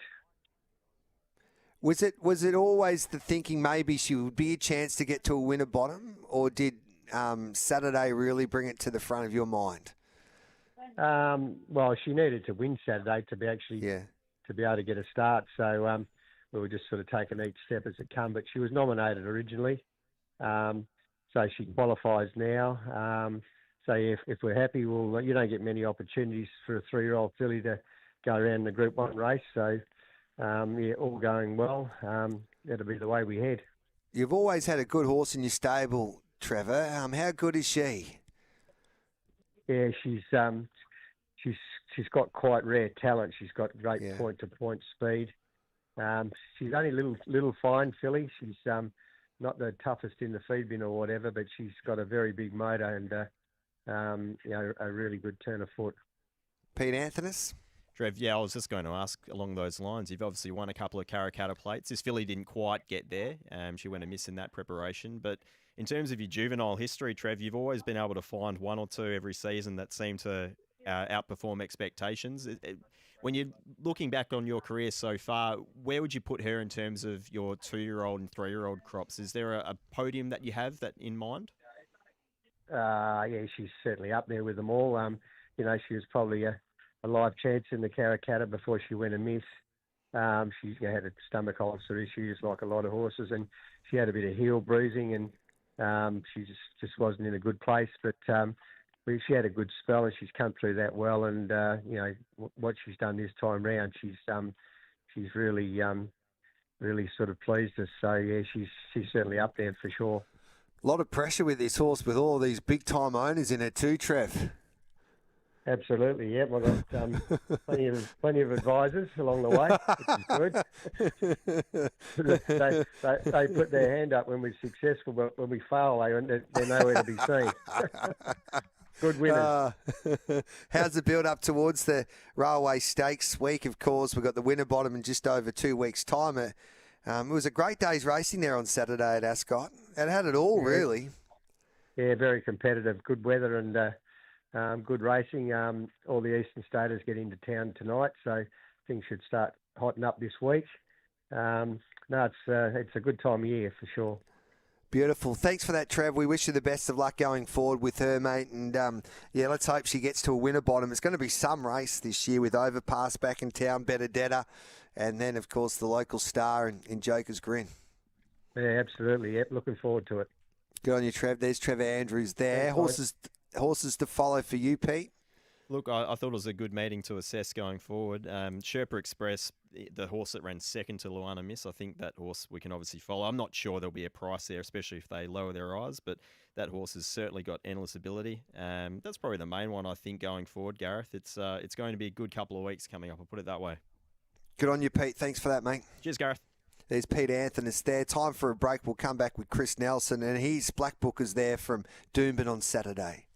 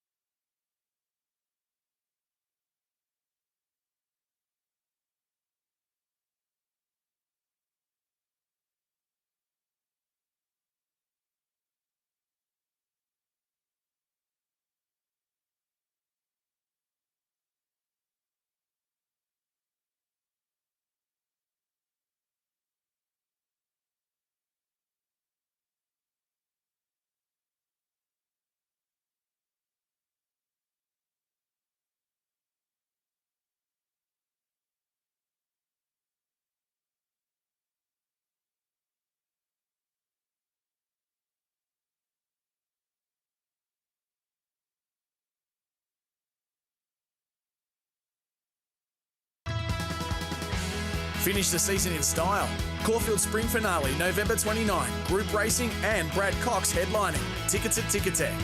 Live across Australia on SEN Track. Giddy up with Gareth Hall.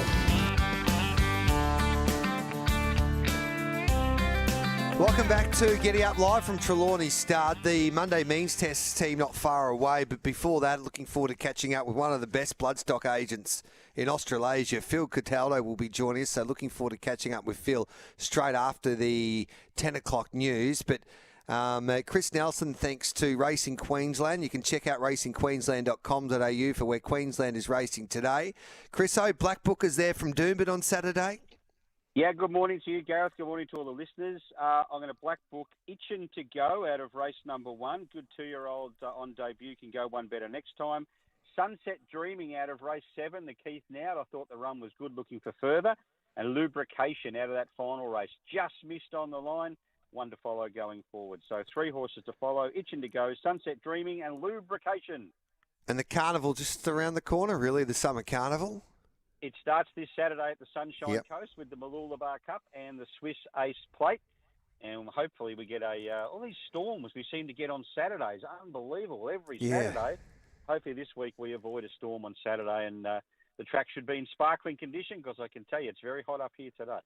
Perfect. Thanks for that, mate. We appreciate it. Thanks, Gareth. Have a good day. And Nick Ashman sent through his Black Booker from Newcastle on the weekend. Estadio Mastella is the horse to follow there for Nick Ashman. Out of course, the Hunter there on Saturday.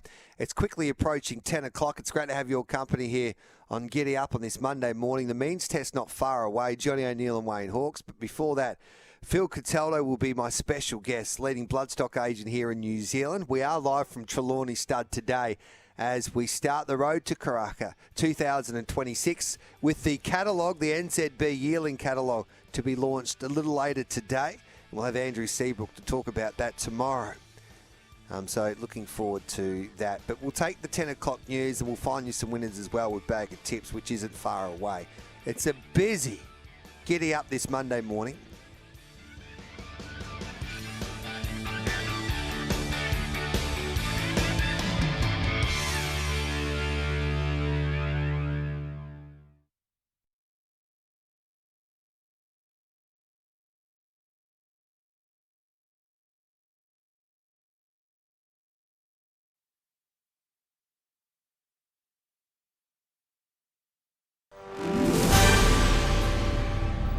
Good morning, I'm Nate Gardner with SEN News.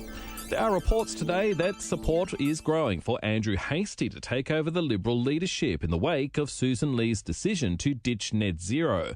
Moderates in the party reportedly think he has a better chance of turning around the party's falling results in opinion polls, but she's told Seven she won't be drawn into leadership speculation. I'm not going to lose focus on the things that matter, and I'm not going to lose focus on the plan that I'm talking about right now, which is about people. It's about Australians.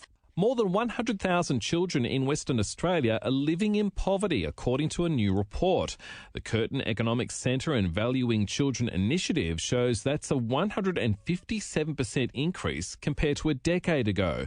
The rising poverty rates are being blamed on soaring housing costs, widening inequality, and a failure of income support to keep pace with inflation. In South Australia, a buyer has reportedly been found for disability employer Bedford. More details are set to be announced soon. Dozens of schools in South Australia and the ACT will close today amid asbestos concerns. It's over a coloured play sand product that may contain the cancer-causing substance, with specialist cleaning crews called in. NFL player Chris Boyd for the New York Jets is fighting for life after a shooting in Manhattan. And 4 Aussie teams are in action as the pool matches continue at the Beach Volleyball World Championships in Adelaide. Up next, SEN Sport. An incredible achievement for Yannick Sinner, not losing a set at the ATP finals the last 2 years. The world number 2 down Carlos Alcaraz in the final this morning. And in NFL, thanks to Unibet, gamble responsibly. The 49ers are leading the Cardinals while the Rams lead the Seahawks. And a tight match between the Broncos and Chiefs locked at 6-all heading into the major break.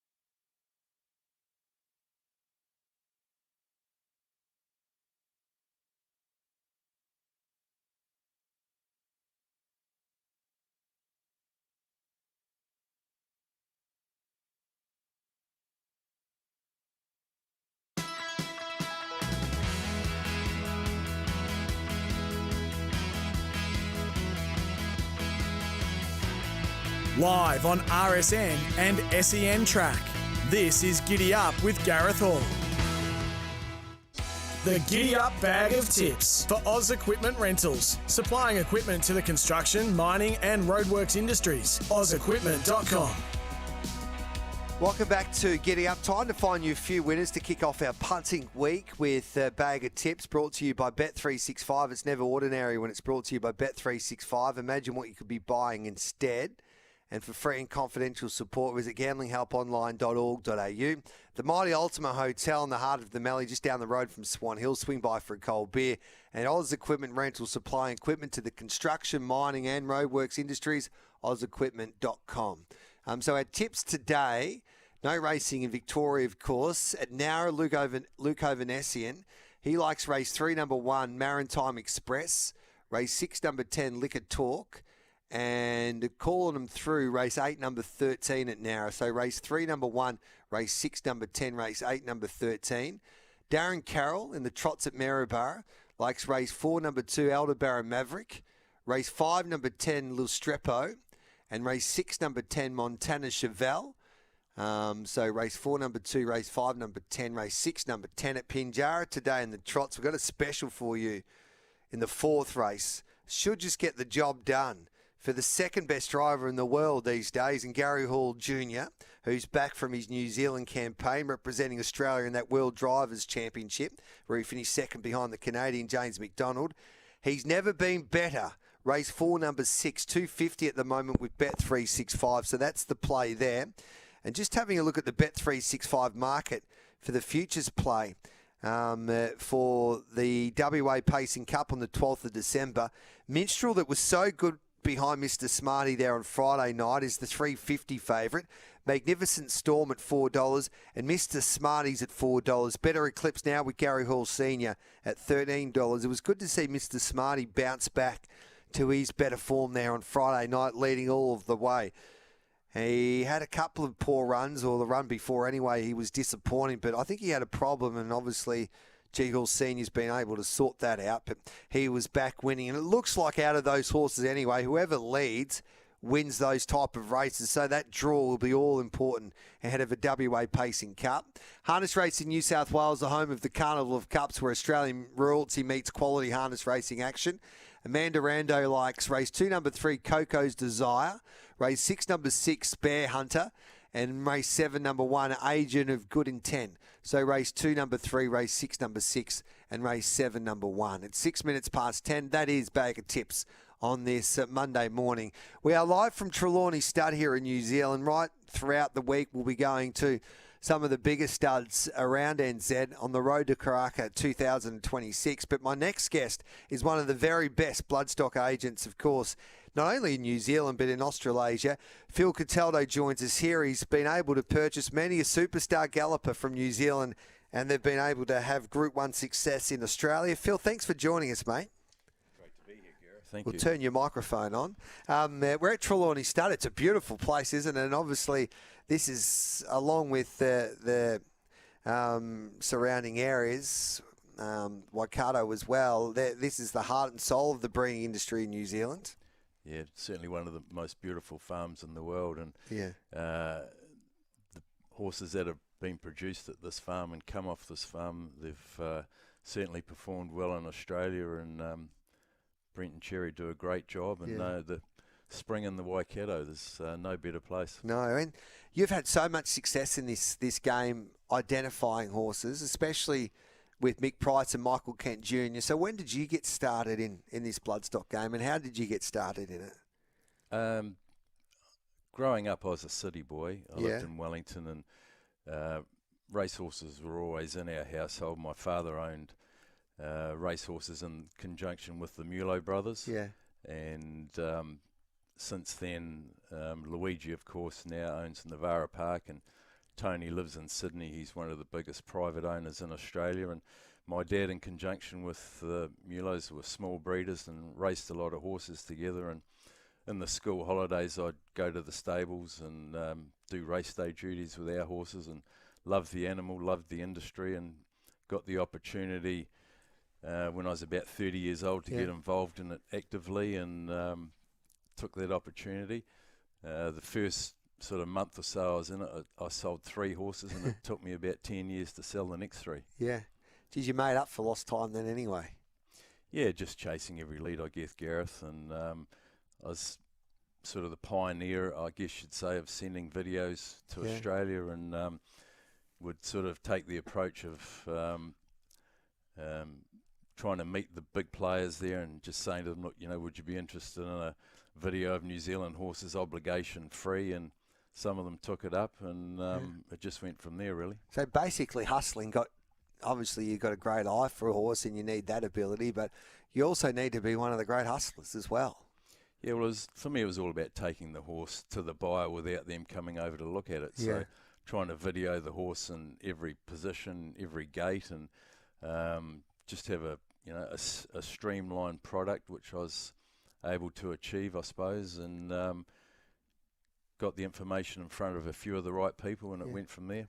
How did you pick up Mr. Brightside, a son of Bull Bars?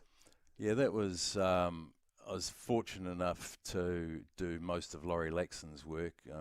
Great trainer, and he was the king of Singapore for a long time, and I was buying most of his horses, and he said, I'm looking for a horse to trade. And it was actually at the May sale at Karaka, which was mainly weanlings and broodmares at the time. There was a couple of yearlings in there, and he was one of them.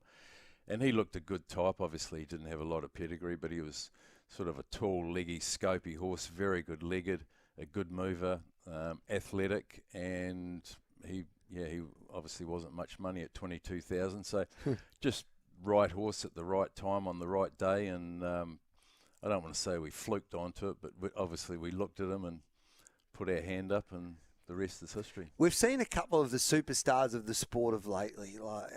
So you've had, and half yours is by St. Jean, that's won a Caulfield Cup, Melbourne Cup.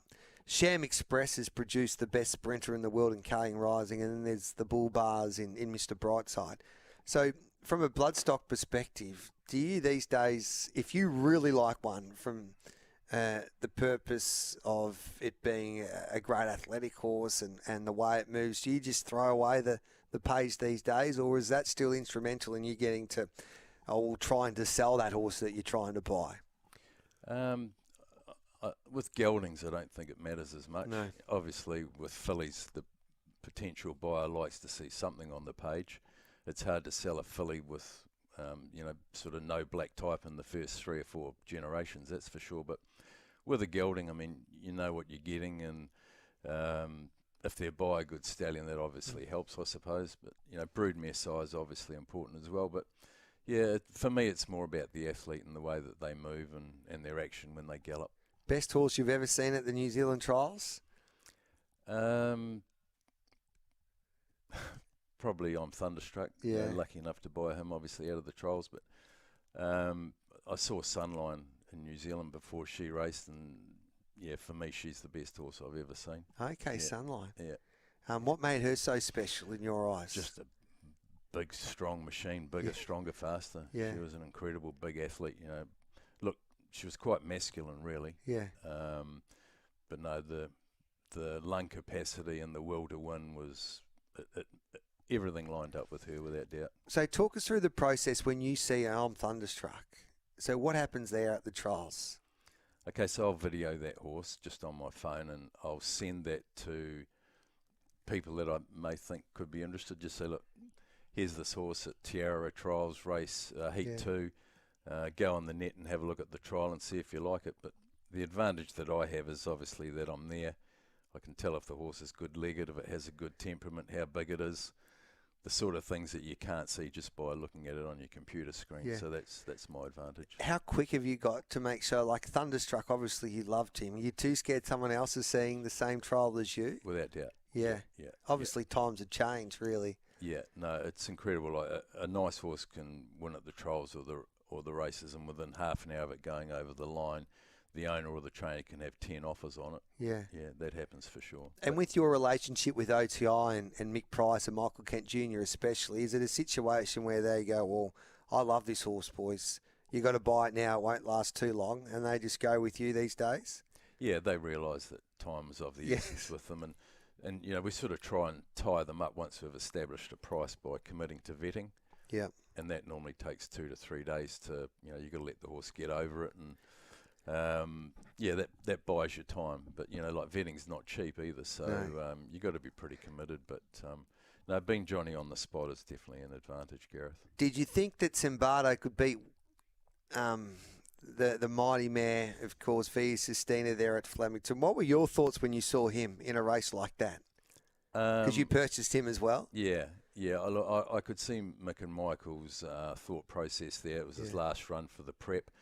They obviously thought that he was potentially good enough to compete in a race like that, and as it turned out, he was. I mean, obviously it's ruined his rating going forward, but they got 540,000 in prize money, so that certainly softens the blow. And he can run in whatever race that he wants. So I think it was a master stroke, actually. I mean, they could have taken him through the grades. That probably would have taken another 6 to 12 months to get him to that rating level. He wouldn't have won that prize money, but whereas now they can run wherever they want. So, no, it was a master stroke on their behalf, I thought. And he's a 2,000 metre horse in your eyes? Yeah, I think so. He's, a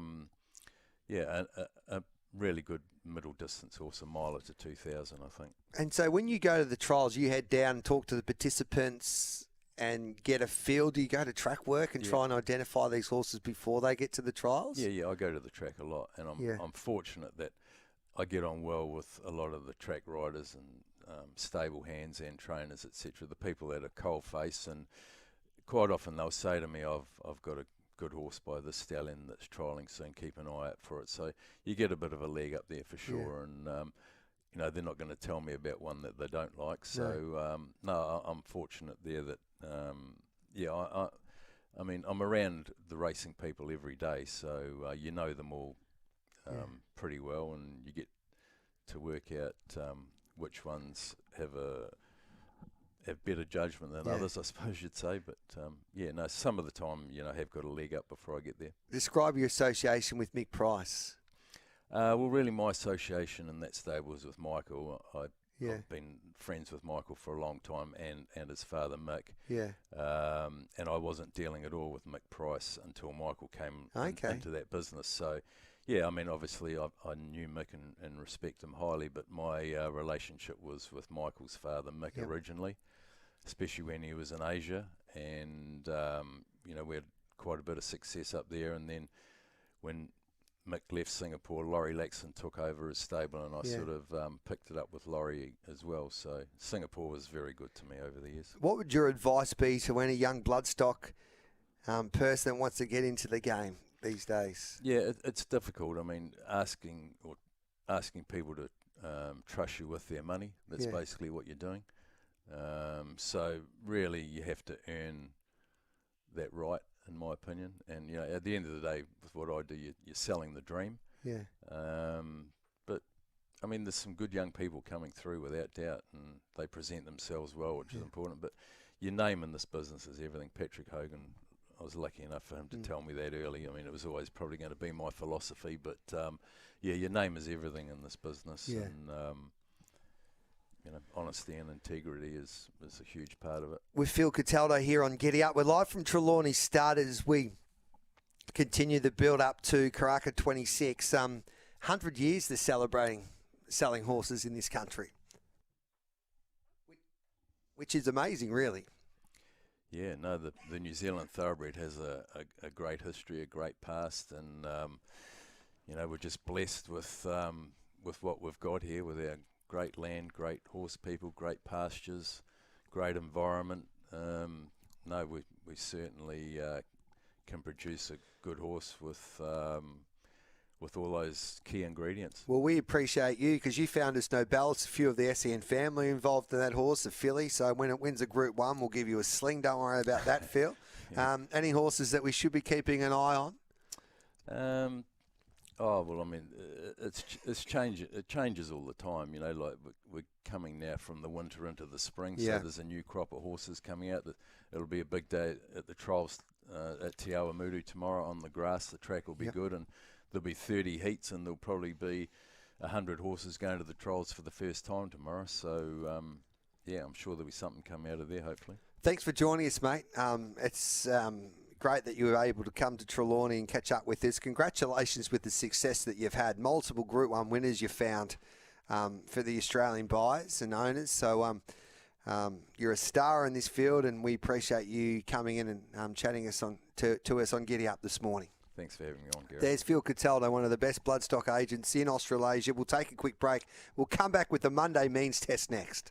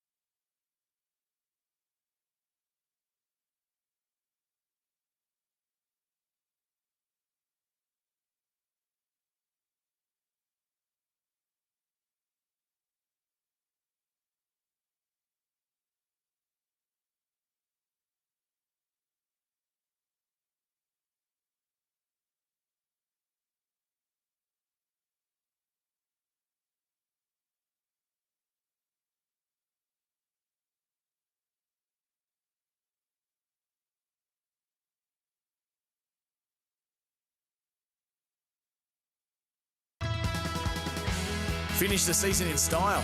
Caulfield Spring Finale, November 29. Group racing and Brad Cox headlining. Tickets at Ticketek. Live across Australia on SEN Track. Giddy up with Gareth Hall. The Monday Means Test with Wayne Hawkes and John O'Neill. On the Monday Means Test, these boys wish they were at Trelawney started with me. Let's welcome in the team on this Monday morning. Wayne Hawkes, hello to you. Morning, Gareth. How's New Zealand? It is absolutely divine. I love New Zealand, especially here at Trelawney. Free the Taylors junket. look Of course after you would us. with a free junket. Why It's not a junket, Wayne. Of course Unbelievable. it's a junket. I'll tell you what, they haven't missed Yeah. you. I heard you on the radio on Saturday morning. Hutchie's got his pound of flesh out of you, that's for sure and certain. Yeah, I was there I was doing the show from my Christchurch hotel room, and I was about to head out to Riccarton for the New Zealand Cup, and as soon as I got into the Uber, it started to hail, so I quickly turned around and went back, and I watched Johnny O'Neill Johnny O'Neill was front and square back at the races. He's been watching it from home, but geez, he didn't miss the opportunity there, did he, on Saturday, Wayno, when Jimmy Starr bolted home in the All-Stakes. Congratulations, Johnny. Thank you, my friend. I will say it was a wonderful hour and a half at the races. I stood and watched the race with Mr. Hawkes. That was the race, Gareth, that went for 2 minutes and for an hour and 28. Johnny celebrated. I'll just put that in perspective. I stood and watched the race with the great Gerard Whateley and Mr. Hawkes up on our own there, and it's always a nerve-wracking experience, mate, when you've got a horse that short who'd been up for as long as what he'd been up running in a Group 1. So it was a wonderful ride by the great Ethan Brown, and terrific training performance, and lots of really, really happy people at the races, which was good. The owners were wrapped. Well, we'll get stuck into the means test. Here's my King's Gambit, Jimmy Starr. And we had Sam Williams this morning on the show who bred Jimmy Starr. Of course, he's the son of Per and Canto. And he told us the story about how this horse developed. And they always thought he had a little bit of ability. And then obviously he was purchased by Ozzy and Johnny and your team there. And he's come over to Australia. And each preparation, Jimmy, he has got better each preparation. And he's now our best sprinter, I reckon, in this country. And talking to Kira Ma this morning, the big dilemma I think that we've got now for Jimmy Starr is he a better horse? Well, I think his best distance is 1,400 metres.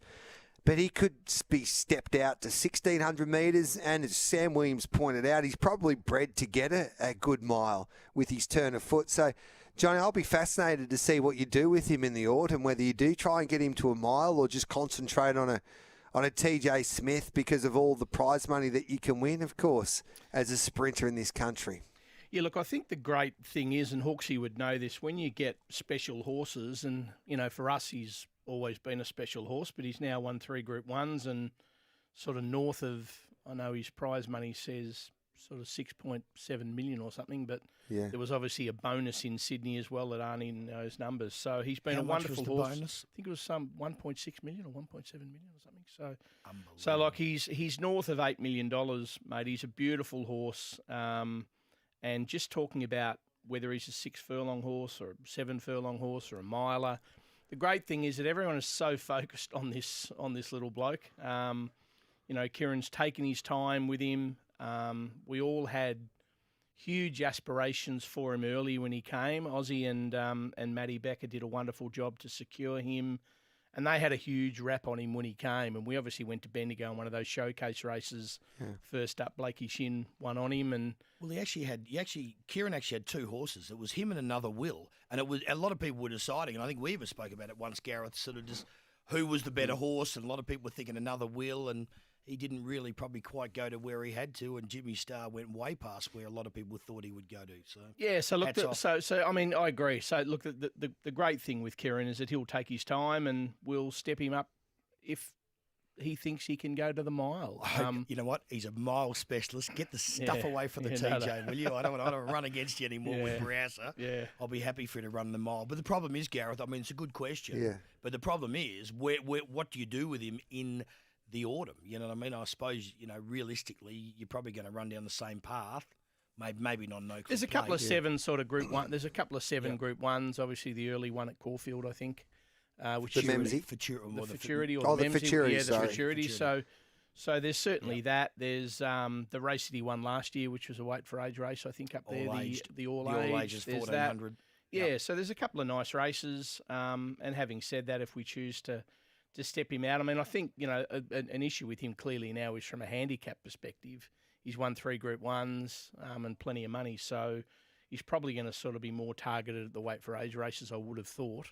But that'll be up to Aussie and up to Kieran and the team. And just a big thank you to all of the people that have been behind the horse. I was at the races, as you said, G, on Saturday, and there's so much goodwill around this horse. I just can't believe it. It's like, and I know we've had Pride of Jenny, and I'm not saying he's Pride of Jenny, in relation to the support, but, the text messages and stuff that I got and people sort of, give me a pat on the back on the way through. It's always nice to, it's nice to get that. I didn't do anything to do it, to deserve it, but the horse did. But, one person in particular I wanted to call out to was a guy called Grant Ellis. Old guy, lives in, I say old, he'll jump up and down. He's probably closer to late 70s. He's an absolute racing fanatic. And the note that he sent and the follow-up around the horse, he's a historian around Caulfield. He knows all about the stars and the horses of the past. And he sent a really nice note, G. So I just wanted to highlight Grant. It was a really nice thing, so thank you, mate. What did you pay for him? I think mid-2s or something. Okay, so he or 300.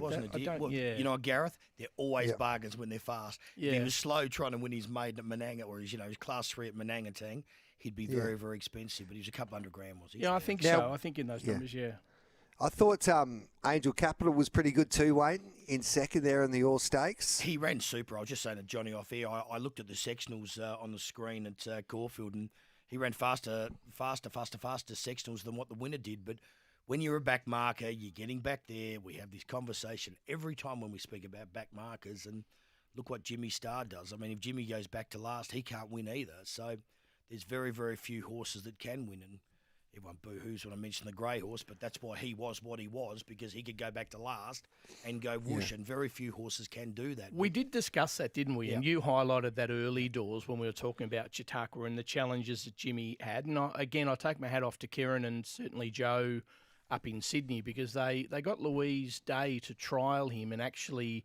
get him out of the gates and lead in one of those jump outs between his races, which was completely upside down for the way that he'd been racing. I think that really switched him on and made sure that he does jump a little cleaner, and he trialled good there. And obviously the run in the Everest when he had to go forward, was a huge run. Jumping so great cleanly, ride by Ethan again was terrific. And barriers, and then you're a chance of being closer. But Angel Capital, in theory, he just had no hope how the race ended up running. And as I said, he ran the fastest last 600, 400 and 200 of the race, but it doesn't help you because the winner was just too good. But he didn't lose any credibility. It had its chance, though. I reckon it had its chance. It pulled up on the outside to go straight past. The 300, I thought you were beat. Yeah. I thought and he's then got Jimmy him just here. found another sort of length and a bit, and he did. Yeah, no doubt. 0499 736 736 to join our conversation. So well done, Johnny. He's a dead set superstar. Jimmy Starr, like these text messages coming through already. And I agree with this person. Briasa should be on its way to Perth, Wayne. You can fly out there and head there for the winter bottom That's and the gold rush. Well, he would have gone if Chia Wolf was going, but they did. It was too expensive. They could have gone on the plane together. Who wrote that? 10:32. Let's take the news. We'll come back with plenty more next. Joe's your man, and Joe's flying too. Yes, he is flying. Let's take the news. The crusher. All right then.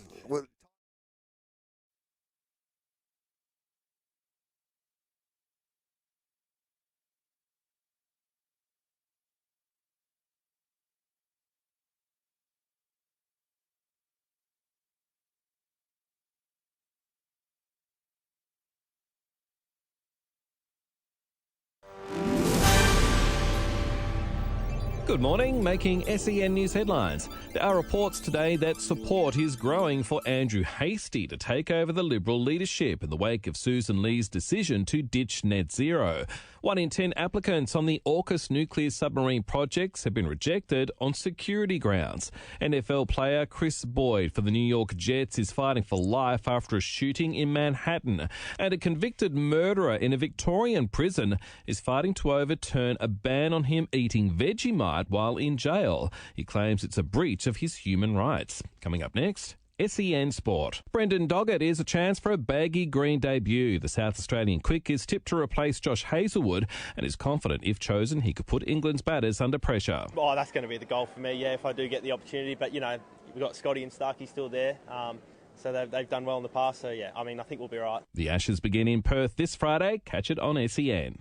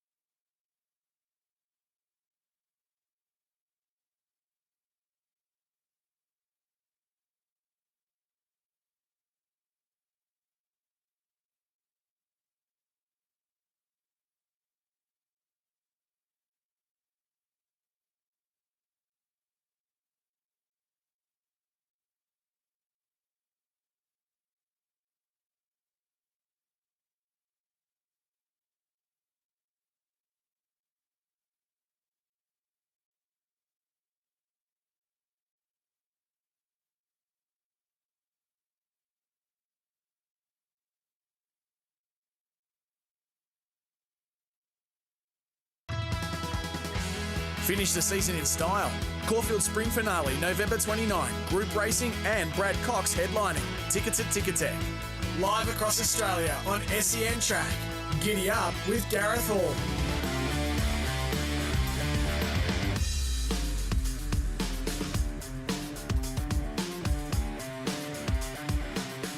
Welcome back to Giddy Up. We're live from Trelawney Stutters. We start our road to Karaka, of course, 2026. I've got to wait a sec. Welcome back to Giddy Up. We're live from Trelawney Stud here on the road to Karaka 2026. Wayne Hawkes and Johnny O'Neill with me. Here we go. All right then, mate, Wayne. That's a no for you, mate. Yeah. Let me tell you, we've got a young fellow from Parade College, Zach Borg, in the studio today over the back. And he was just absolutely devastated with your performance then. Sorry, Zach. He's trying to make sure everything's perfect. Yeah. Sorting everything out, one of those good Parade College boys.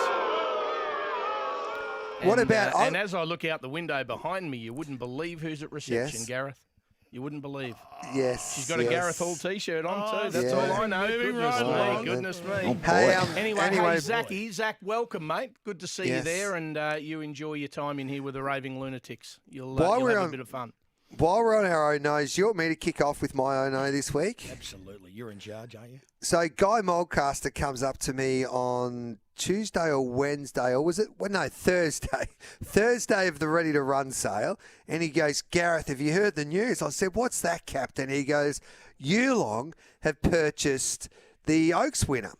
And I go, Captain, you're unbelievable. You've been fooled once again, because I know that the fake account of Ray Thomas Racing Journo was back, and it read, breaking, Yulong Investment have confirmed they have purchased the Oaks winning mare Strictly Business. Thomas Carberry will still train, although she will be seen in the Yulong colours. The deal was a private sale. However, a figure of $7.5 million was thrown around. So Captain said, no, they've purchased the horse. I said, Captain, they have not, mate. It's fake news again. You need to make sure you read these social media posts properly, because there's some idiots out there acting like they are a news service, albeit this racing journo's got Ray Thomas with a moustache, so we all know it's not Ray. But then I thought, geez, that's weird. I think Captain's smarter than that. Anyway, I talked to Troy Stevens from Yulong that day, and he says, Gareth, would you believe that there was some fake news going around that we purchased Strictly Business, and it was put on the ANZ website? And they copied it and basically said the story on the ANZ website and published it. So have they bought the horse yet or not? No, so it's fair to say Yulong weren't too happy there, but you got to be careful, Wayne. And we know that it fooled Johnny O'Neill one day, so even the ANZ got fooled, which is like, I can't believe that. But anyway, that's my own Wayne. Very, very disappointing with social media, that aspect of it. It's good to get things out and everything, but As I said, I still can't get over the Car-Ying Rising thing. That was just rubbish. Complete Yeah. rubbish. So But what a world we're living in. our Ono is your performance, mate, down in New Zealand. Why? What happened? Well, there's a bit of mail around Cowboys. There's a little bar down there that you might have been frequenting. No, I've got to tell you, yes, we've got a very attractive young lady holding signs up at the back of the studio asking how you are. So you better give her a call, mate. There's been no communication. This is what we're getting. So Johnny and Wayne, I was at the Ready to Run sale. Obviously, you purchased the horse, Johnny. I did purchase a horse, actually, yes. Spirit of Boom. I bought a Spirit of Boom. He's a very nice, big athletic horse, beautiful stride length. He breezed up in sort of 10.40 or 10.50, I think. Michael Hickmont loved him. We loved him, and I can't believe we bought him for what we bought him for. And most of the loyal crew that are in Party Crasher jumped in him. Okay. The sale was unbelievable, Johnny, really, especially from us. Yeah, it was through the roof, especially from an Australian perspective. A lot of the Aussies were there buying these horses. The spend was up about, how much, Jess? About $1 million anyway on the Aussie, $1 million Aussie on the first day. Yeah, well, we loved lot 214, which was a purring canto that Aussie and Maddie Becker were all over. It was an absolute cracker. But we had, I think, the Mr. Car-Ying Rising at the back of David Hayes. Yes. Swatting us with flies. So we didn't. So Aussie sort of rang midstream and said, we're in trouble here. So we're out there. And another horse that we really liked was a horse by Armory that Oz was all over that Cameron Cook bought, I think, for... Trent Busselton's going to train it, So, and then there was a beautiful horse towards the end of the sale that we loved, I think, into the 600s or 700s, and it went for crazy money too, so we didn't play there. But look, it's a great sale, and look, as you know, G, the facilities down there are wonderful, and the horses are just prepared just incredibly well, mate. So it's a sale that certainly for Hong Kong and for people that are a little more impatient or they don't have the opportunity to go through the 12-month process of buying yearlings, it's a great way to get horses and get them going. We're going to take a break. Remember this time last year we had Sam Beatson on the show and he joined us for the means test, and I tried to sell you that Wooden Bassett for $150,000 that got passed in. It's 2 from 3, basically, that horse. So we should have purchased it. Can we buy it now? No. How many shares did you buy, Gareth? How many did you buy, No. Gareth? Well, I needed your checkbook, you two. I thought you could help me out. We're going to call it Giddy Up Wayne. Johnny can purchase it and Wayne train it. But anyway, you never listened to me. You never listened to me. Wooden Bassett? It's by Wooden Bassett. To be fair, who does listen to you, Gareth? Yeah, correct. That's a good point on that note. I've got to take a break. We'll come back with plenty more next. This is the means test on this Monday morning.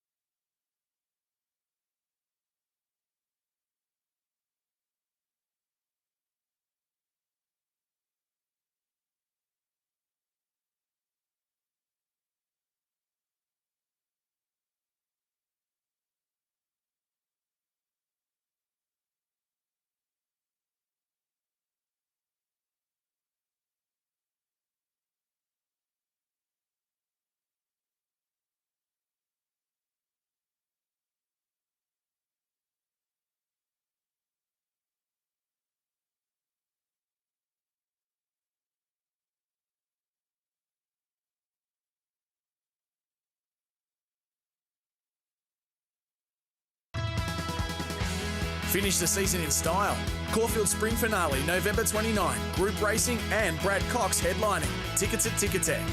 Live across Australia on SEN Track. Giddy Up with Gareth Hall.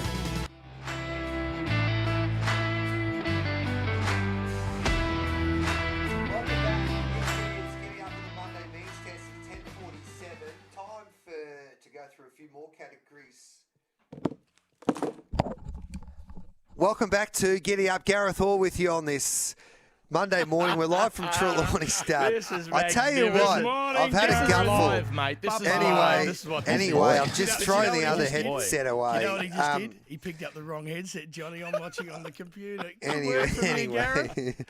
Now, let's continue on. How many things you got going on down there, G? What's going on down there? We need to know what's happening. Let's continue on the categories here, and this is the review. Now, there was a story that broke in the Sydney Morning Herald over the weekend or on Friday regarding a meeting with the New South Wales Trainers Association Chair, Richard Pingham, and also Richard Callender, who's the Chief Executive. Obviously with Brad Hazard, who is conducting a review into New South Wales racing. And it read in the article that I'm reading in The Straight, and this is from Tim Rowe, and it reads, what is more concerning is that New South Wales Trainers Association criticism reached Volandi's ear within a matter of hours and was leaked to the Sydney Morning Herald on Friday.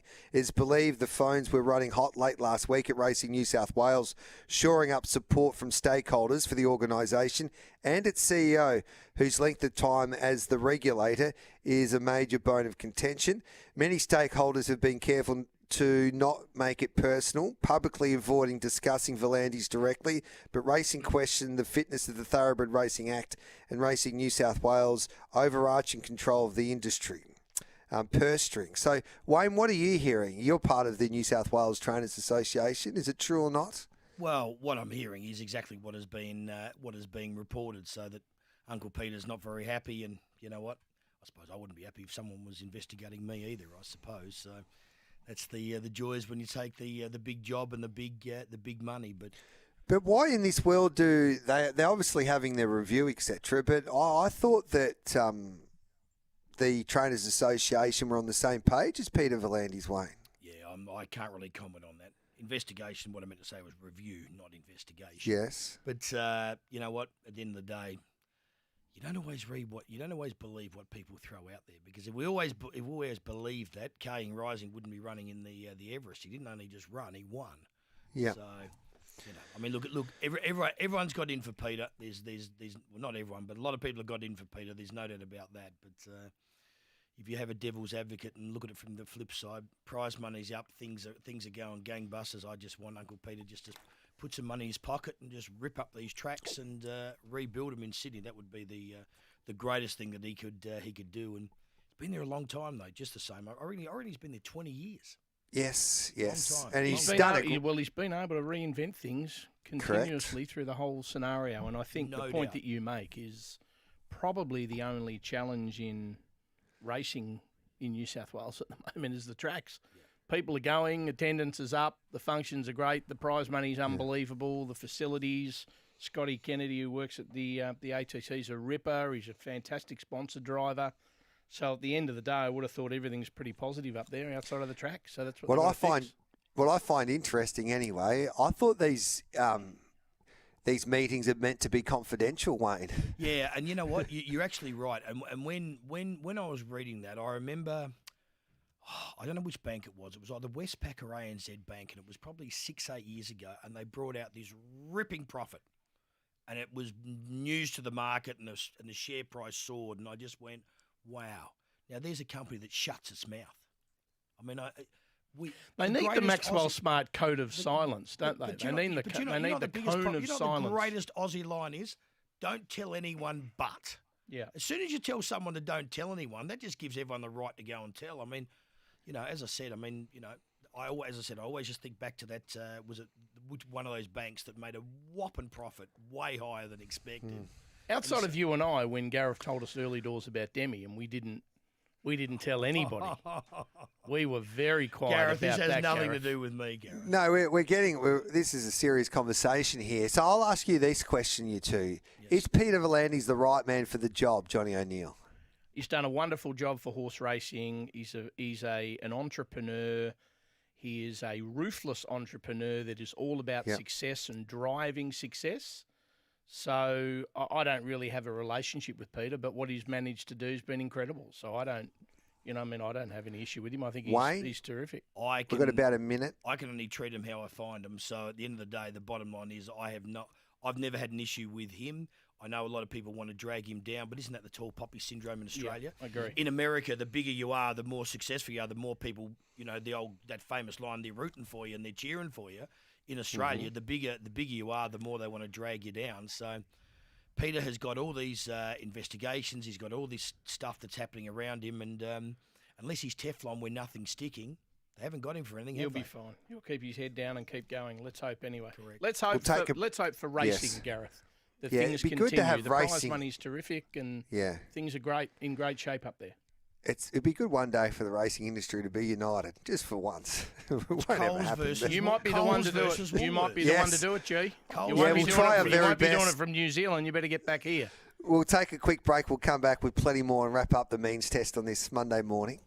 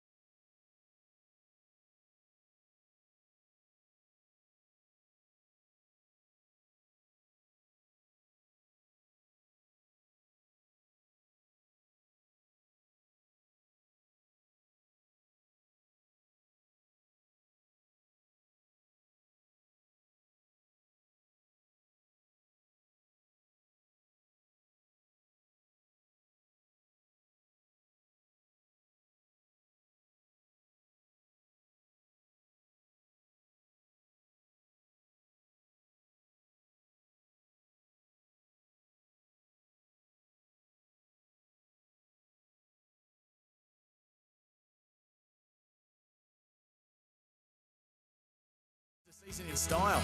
Caulfield Spring Finale, November 29. Group racing and Brad Cox headlining. Tickets at Ticketek. Live across Australia on SEN Track. Giddy up with Gareth Hall. Welcome back to Giddy Up. We're live from Trelawney Stud for a special Giddy Up. It's quickly approaching 11 o'clock. Wayne, I haven't looked at the replay yet, but what happened to Spione from old mate Steve there, Wayne? Yeah, he was just a bit. I'm not sure what to make of that race, but we might do the quick back up in Sydney this Saturday. So okay, he won't be short priced in Sydney, that's for sure. Performance of the week, Bree Temple on Remember Poppy at Moa yesterday, up-and-coming superstar. That's from Brian from Ballarat. Hi, G. Question for the team. I like Dark Simba, Sea Palm, and Photograph. Photograph was excellent there at Caulfield on Saturday from the meeting on Saturday.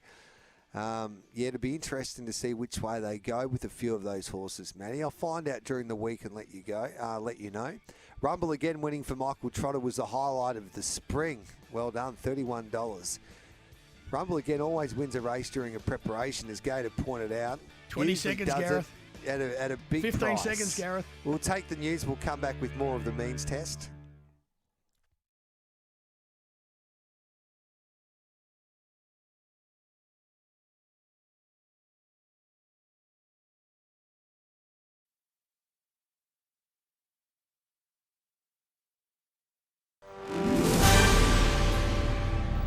Hello there, I'm Nath Gardner with SEN News.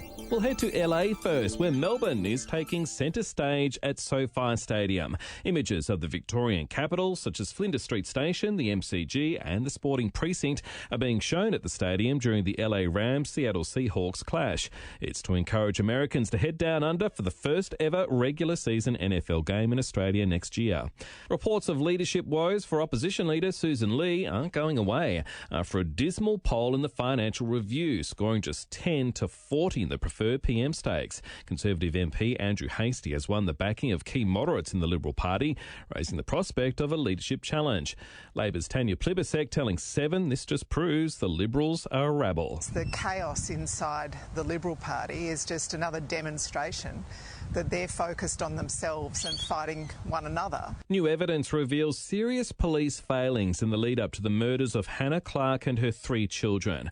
It's been found Clark made repeated disclosures to a Queensland police officer about her estranged husband. The 31-year-old and her kids were murdered by 42-year-old Rowan Baxter before taking his own life. An international clinical trial is getting underway in Australia, along with Europe and the US, to test whether weight loss medications like Ozempic could also help treat alcohol addiction. And day 4 of the Beach Volleyball World Championships is underway in Adelaide, with 4 Aussie teams in action. Up next, sen.com.au sport. Thanks to Unibet, gamble responsibly. The 49ers are in control against the Cardinals, leading 35-10 a short time ago, as NFL's Week 11 continues. Starting soon, the Eagles hosting the Detroit Lions. And England has defeated Albania 2-0 in a FIFA World Cup qualifier, while there were manic scenes after Ireland grabbed a playoff spot with a 3-2 win over Hungary.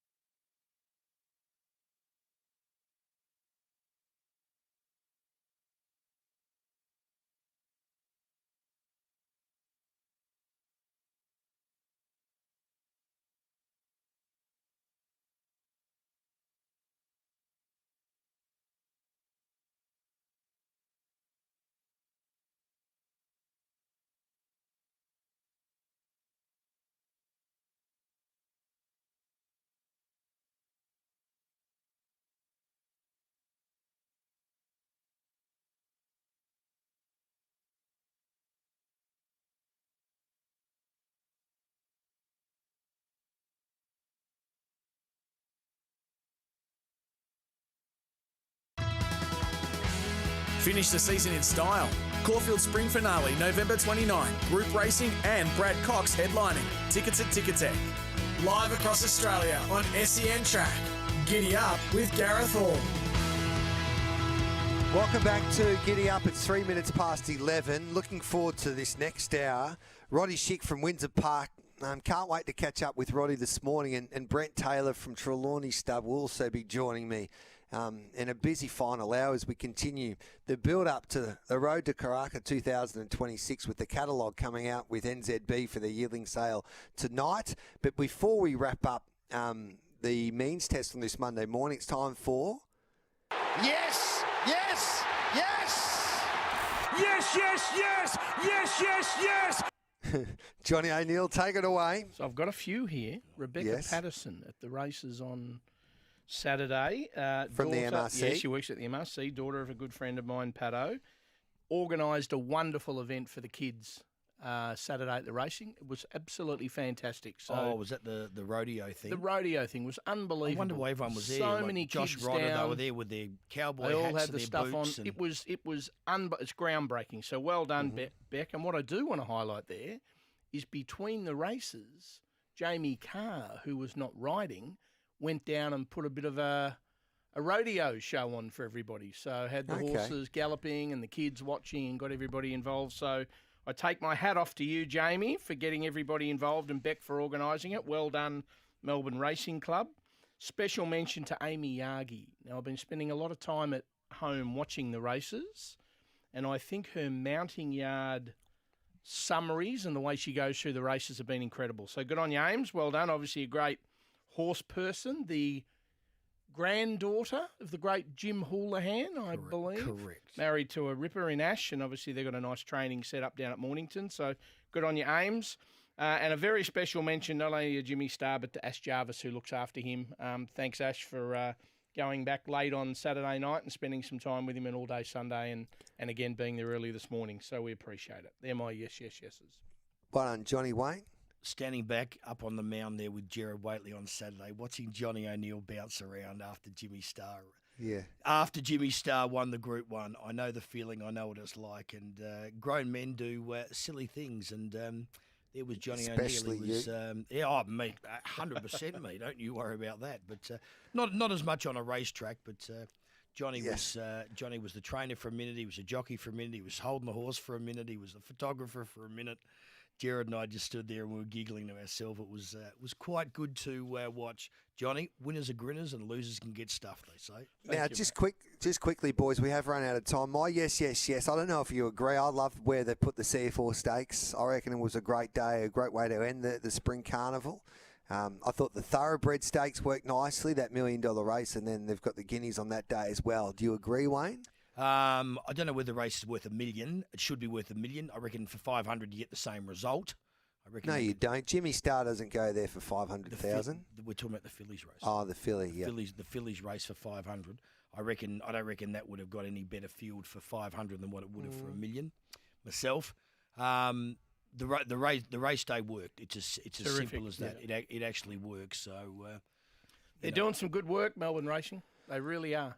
John Kanga's been gone. Well, and then let me tell you, he's been there more since he's been gone. He was there. He has been there more since he's been gone. Good on him. Mate, he's getting speeches written about him in Winning Owners. Hey, listen, for the punters, tune in to Gringotts Saturday. It's running in the Gong. And your man, Cole Crusher, what's the trainer's name? Joseph Pride. Joseph Well, Pride. what about him? His son chased me up. I'll give him 500 for the. Yeah. I got the voucher for him. Brave. Right. What did Well you done, Followed me Brave. straight up. What I did got you him. do? Well, the Chia Wolf antics. Right. So I've had to howl once a week, which I Right. do now. I get up. It can be any set day. It's Right. It's not a set play, but I do it.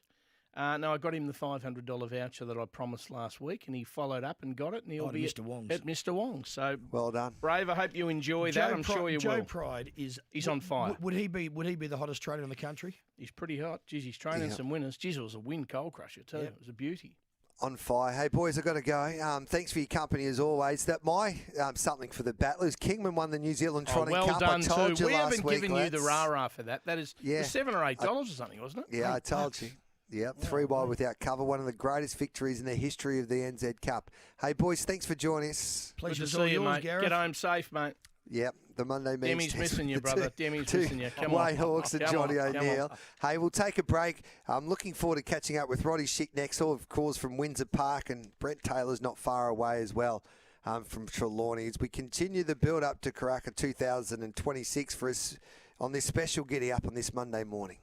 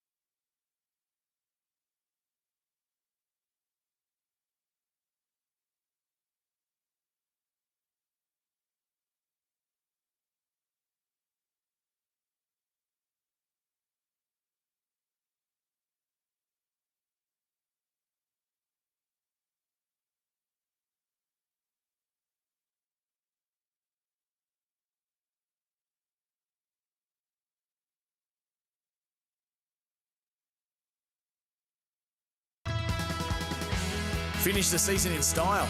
Caulfield Spring Finale, November 29. Group racing and Brad Cox headlining. Tickets at Ticketek. Live across Australia on SEN Track. Giddy Up with Gareth Hall.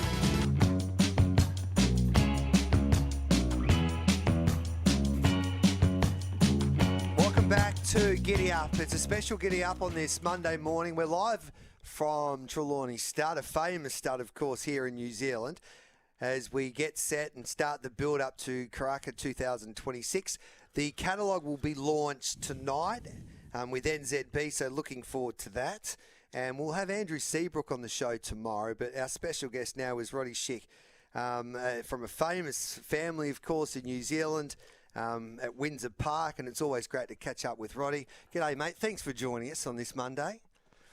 Great to be here. Plenty happening with Windsor Park Stud, mate. You've got some exciting new stallions there. Obviously, the success of Sham Express with the mighty Karting Rising. What about that? Obviously, with the Karting Rising winning the Everest this year, but it's been some ride, really. Yeah, it's been awesome. You know, he's a fantastic horse, and to be able to travel and go into the Lions Den, the best sprinters in the world, go up against the Australians, huge. Yeah. So it was great for a New Zealand breed to do it. And when we think about the New Zealand breed, we think about middle distance horses, we think about stayers. But when you have a look at this year's Everest, you had a Sham Express that was the dominant favourite in Karting Rising. You had a Per Encanto, which was Jimmy Starr. War Machine was bred in New Zealand, obviously competed in the race as well. So your sprinters are starting to stand up on the world stage. Yeah, I mean, Jimmy went again yesterday. I think he won again on the weekend, and what a fantastic horse he's been for New Zealand.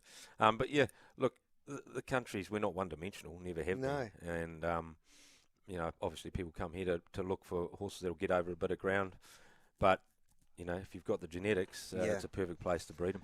So this success from a horse like Karting Rising for that stallion, what's it done? Yeah, look, it's a well-known thing that Sham Express had, you know, pretty low fertility right from the start, but he's always been popular. But we've just never been able to get the numbers. No. You know? So he's actually been, he's a very good stallion. He's left Group 1 winners. Is it getting better? The fertility? No, he's never changed really, and so it's really hard. You know, although even this year he'll serve 120 mares, so people are still having the gamble. But we might get 40 foals out of that. So it's really hard work. But he's if you get one, you can sell them, and and a lot of them are good. So he's well worth having. You're standing two superstar horses that were raced by Coolmore and Pannington, and Augustus rode, and he would have to be the best bred horse in this part of the world anyway these days. I reckon he's probably the best bred horse to come to Australasia. Australasia, really. I mean, his mother won 3 Group 1 ones, his grandmother won 3 Group 1s, and his third dam won a Group 1 sprint race. So, and he's by an amazing stallion. So, look, this is our 27th year this year standing horses with Coolmore, and it's been tremendously successful. They're an amazing operation, and it's great to be able to do business with. How did that association start? Obviously, those 27 years ago. Well, it was actually through Sir Peter Vella and a horse called Tail of the Cat. We brought him out in a partnership group where 10 of the New Zealand studs got together and financed him to come out, and we just happened to be the stud where he stood. So from there on, we made our own relationship from there, and we've just had a marvellous relationship. It's a pretty good relationship to have. What is it like working for alongside and with John Magdier and MV and Tom and the team? Well, the good thing is the negotiations can be tough, but after that it's fantastic. We never have to revisit any of our agreements because they're handshake people, and we've just had a fantastic relationship. I don't think we've had a stern word in 27 years, so if anyone can better that, no, they're wonderful to work with. Augustus is a great get. So how did you get him? Obviously through Coolmore, but when did that discussion happen? Because obviously he's been an important horse, especially with his Japanese bloodlines, for an organisation like that. Yeah, look, I mean, we've had horses like Monsieur and things like that, so they know where the horses should be placed. We miss the odd one that gets to Australia, but I think we're a good launching pad for a horse of that style. You know, so no, look, they're great to work with. I look at what I want, start early, talking to Tom, and we go from there. But yeah, no, they're very good. What's been the response to him with our breeders? Massive. Yeah. He's got a very big book of mares, good mares. And look, he's a magnificent type as well. Like he's black. Yeah. He's beautiful. He walks. He's got a great walk. He's 6-time Group 1 winner. He's got a beautiful pedigree. So he was an easy sell. It's 3 days full. Yeah. 3 days. 3 days. Yeah. And what about Paddington? So Paddington was the same. Extremely high class racehorse. They did have a few issues up there with his fertility, but we managed to get about 100 mares and foaled him last year, and he'll get close to probably 85, 95, 90 foals this year. So really sought after. I mean, he is an amazing horse. Yeah. So 4 Group 1s in 60 Yeah, days mate. or something. So and the good ones too, not just the run along. So that sideline's Sione, I mean, he's been such a wonderful stallion, so a little bit different. And yeah, he is a very good type as well. And you've done a mighty job with him. Obviously, there was a few challenges when he first arrived. Yeah, there was, but we worked through a few Yeah. challenges, and look, we end up getting, as I say, getting there. So, but his foals are very good, and That's exciting. So he's going to be exciting for the sales. So the catalogue will be announced today for 2026 NZB yearling sales, and the only first season sire that will be selling yearlings is your horse Profondo. Yeah, he was very, very good on his day. Very, very good. Like I think he is probably one of the better stallion purchases I've done. Because I thought he would be very sought after in Australia. He's been hugely sought after here. He's had big books, 160 mares. Each Son of D Impact, yeah. Out of, beautiful pedigree. John Massaro had the foresight to send his dam to Japan, and it paid off. He made 1.9 million as a yearling. Very good looking, but I've never had a stallion come to the stud where had so many trainers in Australia ring you and say, "How did you get him?" Yeah, how did you get him? Oh well. Rang John. He was doing the deal, and and we sat at the Melbourne sale actually, and I flew up to see him from Melbourne, and John actually said to me, "Don't bother getting on the plane. You won't need to. He's that good looking," and he was right. I walked into the yard and turned around and walked back out, got on the plane, went back to Melbourne. So it was an easy sell. He's black and shiny and can gallop. So and pretty much his stock looked like that too. He's left a very good line of horses with. So he's stamping them. He is. Yep, he's stamping them. We're excited to get them to Cracker. They tell me the Six are very, very good negotiators. Very good, and obviously your brother. I haven't met Johnny yet, but I heard Kieran Ma joined him before the sales, and he flew the helicopter in. Just over the Ready to Run sale, and he's just the king of the Cambridge. And I thought, geez, I'm looking forward to meeting Johnny. They tell me he's one of the great entrepreneurs this part of the world's ever seen. So obviously, it's in your blood. Yeah, I think he's a bit better than me, but no, it's in the blood, brother. Yeah. He's a bit like Kieran. He likes to have a bit of fun too. So it was great to have Kieran at the Ready to Run sales. He was pretty strong in our Armoury colt, and so that was good. So. Talking about the Ready to Run, like we talked to you last year, and your passion for New Zealand racing is infectious, I reckon, and you wear your heart on your sleeve. And obviously, you've done a lot of work, not just with Windsor Park, but outside of Windsor Park to help make this game better. You must have been blown away with the Ready to Run results. Yeah, I mean the sale was huge. I mean we had one colt there made 625, which was I'd have been happy with. A lot less. What was the reserve? 120. And it went for 600. 625. And you bred Trent that Busselton, horse? Yeah, we bred him, Yeah. So. Did it surprise you? The horse, it was a very strong sale. Yeah. But it always has been. And the reality for that sale is it produced so many good horses. It so, does, there's some sales that you can say, well, it doesn't. But that sale, you can come hand on heart, put your hand up, and you can buy a decent horse, a proper horse, So I think it deserves the accolades it gets. And just explain your association with Armoury, because he's another stallion from Coolmore that's making quite a splash in this part of the world. Yeah, look, I mean, he's had his first winner now. Sims and I brought him together, so Windsor Park owns half and Mapley owns half. But look, he's the son of Galileo, and I'll sit here and say Galileo one day will have a huge impact on Australian racing. Like he came and stood here, but I think he's just such an amazing stallion that, when we stood Monsieur for the first time, everyone bagging Sadler's Wells, and then we had Monsieur came along, and then High Chaparral, and we've just seen Dundeel, that sideline Super Seth.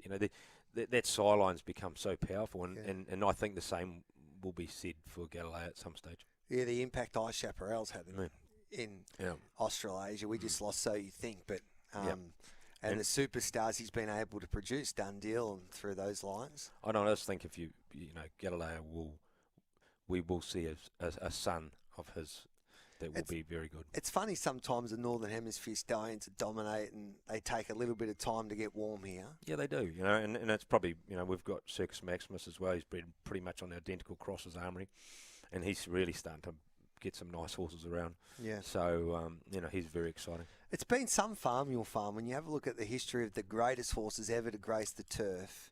Kane Rising, the best sprinter in the world. David Hayes speaks, obviously, in the same conversation as our greatest sprinter in Black Caviar. Might and Power, one of the greats we've ever seen. That Caulfield Cup victory is still the best thing I've ever seen on a racetrack. Cox Plate Melbourne Cup champ. And then So You Think. And when you have a look at So You Think's record, and I haven't chatted to you since we lost So You Think, but he was remarkable for what he did for this part of the world, especially what he was able to achieve when he was trained by Aidan O'Brien. And Aidan was the first to admit he got it all wrong with him when he first arrived. Yeah, it was really interesting. He's an unbelievable horse. I got to see his second Cox Plate in the flesh. But I was actually at Ballydoyle when he arrived up there, and Aidan was an amazing trainer. He was pumping me for information. But look, he still won 5 Group 1s up there, which is very hard to do in anything. But no, big effect, very good stallion. And an amazing racehorse, So, and, look, we've had Kane Rising's a fourth world champion come off the farm because we had Aero Velocity as well, who's rated world. Have you seen him race, Kane? No, I haven't seen him yet. You're going to go to Hong Kong and watch him? I should do. I mean, I've had a bit of a hard year this year, so the body's just recovering, and so I've been a bit on the lowdown, trying to get over that, but I'd like to if I have the ability. 2026 with the yearling sales. You looking forward to that? Yeah, look, we've got the first year of Profondos, and they're certainly the right article to be taken to a sale. He had the ability. I remember last year John O'Shea was at the farm, and he said to a group of people that he was with, he said, fellas, this is the best two-year-old of his generation in Sydney. Yeah. And I said, John, he didn't even have a start at 2. And he said, I know, but if he had, he would have beaten them by a furlong. So, he didn't train him, but he'd followed him. Obviously, Richard Litt was an assistant at his stable, and so I think he'd followed him with interest. But, look, he's a quick horse, and he's left in a lot of nice horses. It's been a tough year, Roddy, and it's and a lot of people listening to this show this morning here on Giddy Up, and they're happy to see you sound like you're sounding, mate. I know it's been a tough year, but the racing industry bloody loves you and your family, mate, from everything that you've been through, and I know it's been awfully difficult and it's going to be tough, but it's great to see you at the sales there, and turning up on this show and talking about the farm and the racing industry that loves you dearly and that you love as well. Yeah, no, appreciate it. Look, it's been a brutal year. Yeah. But look, we're getting through it. I've got a wonderful wife who's looked after me, and good team on the farm. I couldn't say more about them. They held the ship for me while I was away, because it took a while to get back on my feet. And the industry really got behind us. So no, I couldn't be more thankful to everyone, really. But I lost my little mate in the accident, and that's the hardest. Yeah, Jimmy. Yeah, he'll be missed, mate. And it's amazing what this industry can do. The love for, it hit everybody hard, so hard when we heard the news in May. But it's such a beautiful industry to get behind when you need them most. Yeah, man, and I really felt it. I really felt that, and but as I say, I had huge support from not only my family and the people that are part of the operation, but the wide industry. Unfortunately, I had to step down off the New Zealand Racing Board, which was I had to do that. I've got a lot of things to sort out, but that was something that I was really enjoying and being part of, and hopefully at some stage be able to get back to that level where I can make a difference again, because it is my passion. It is something that I love dearly and want to see grow and thrive in New Zealand. And keep beating the Australians. Yeah. You're getting close, Roddy, and you're feeling okay, mate? Yeah, look, I've had my last operation about 3 weeks ago, and I've got a lot of rehab, my arm and things like that, but the brain's good, so and I'm starting to put on body weight again now, which I was always good at. Yeah, but it's quite amazing to see you, how we see you today, and talking and everything like that. It's been quite remarkable. Yeah, really. like I got pretty light. I was just, could have made the jockey room there at one stage, but I don't know how you go about being a jockey. But look, it's I've put a bit of weight on, put 10 kilos back on now, so I'm on the other side now, and each day's getting stronger, and probably much to the staff's you're barking starting to bark again, but no, the team at home been unbelievable. Rachel Murray, who's my operational manager, she hasn't taken a day off since my accident, and I've never cried. I'm not a real emotional man, but that footage that Windsor Park showed when you came out of hospital and turned up there to Windsor Park, and all the staff were there to greet you, and just thought, what a special place that is. Yeah, I mean, I love my staff, and that's genuine, and they, so we've got that's our philosophy, I only want to work with my friends. Yeah. Because, it's just a long, boring day with working with people we don't like. So that's why we've always had this culture of family, and my parents started that, and Gina and I have continued it. And if you put that ethos through your management and staff, it makes it a happy place to work, And, I felt that coming home that day.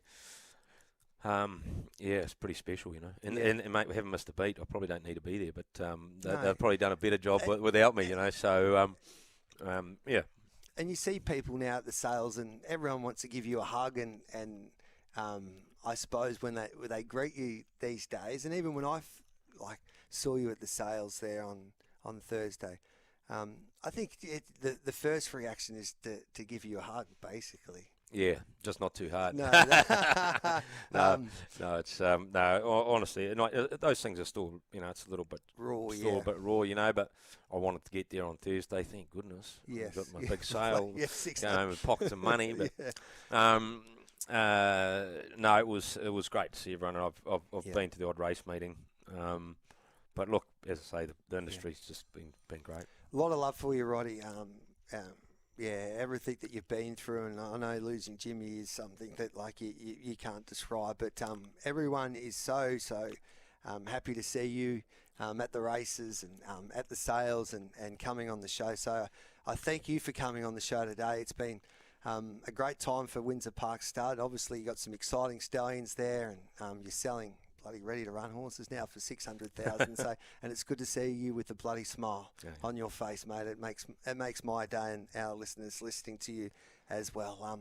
So much love for you in Australia as well. So thanks for coming on, mate, and good luck with it all.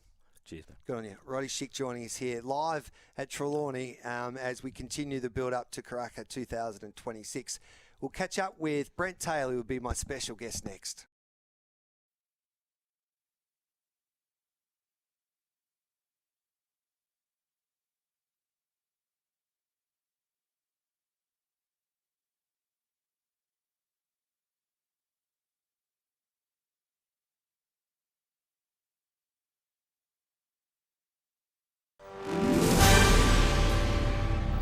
Good morning, making SEN News headlines. There are reports today that support is growing for Andrew Hastie to take over the Liberal leadership in the wake of Susan Lee's decision to ditch net zero. 1 in 10 applicants on the AUKUS nuclear submarine projects have been rejected on security grounds. NFL player Chris Boyd for the New York Jets is fighting for life after a shooting in Manhattan. And a convicted murderer in a Victorian prison is fighting to overturn a ban on him eating Vegemite while in jail. He claims it's a breach of his human rights. Coming up next, SEN Sport. Thanks to Unibet. Gamble responsibly. The 49ers are in control against the Cardinals, leading 35-10 a short time ago as NFL's Week 11 continues. Starting soon, the Eagles hosting the Detroit Lions. And England has defeated Albania 2-0 in a FIFA World Cup qualifier, while there were manic scenes after Ireland grabbed a playoff spot with a 3-2 win over Hungary.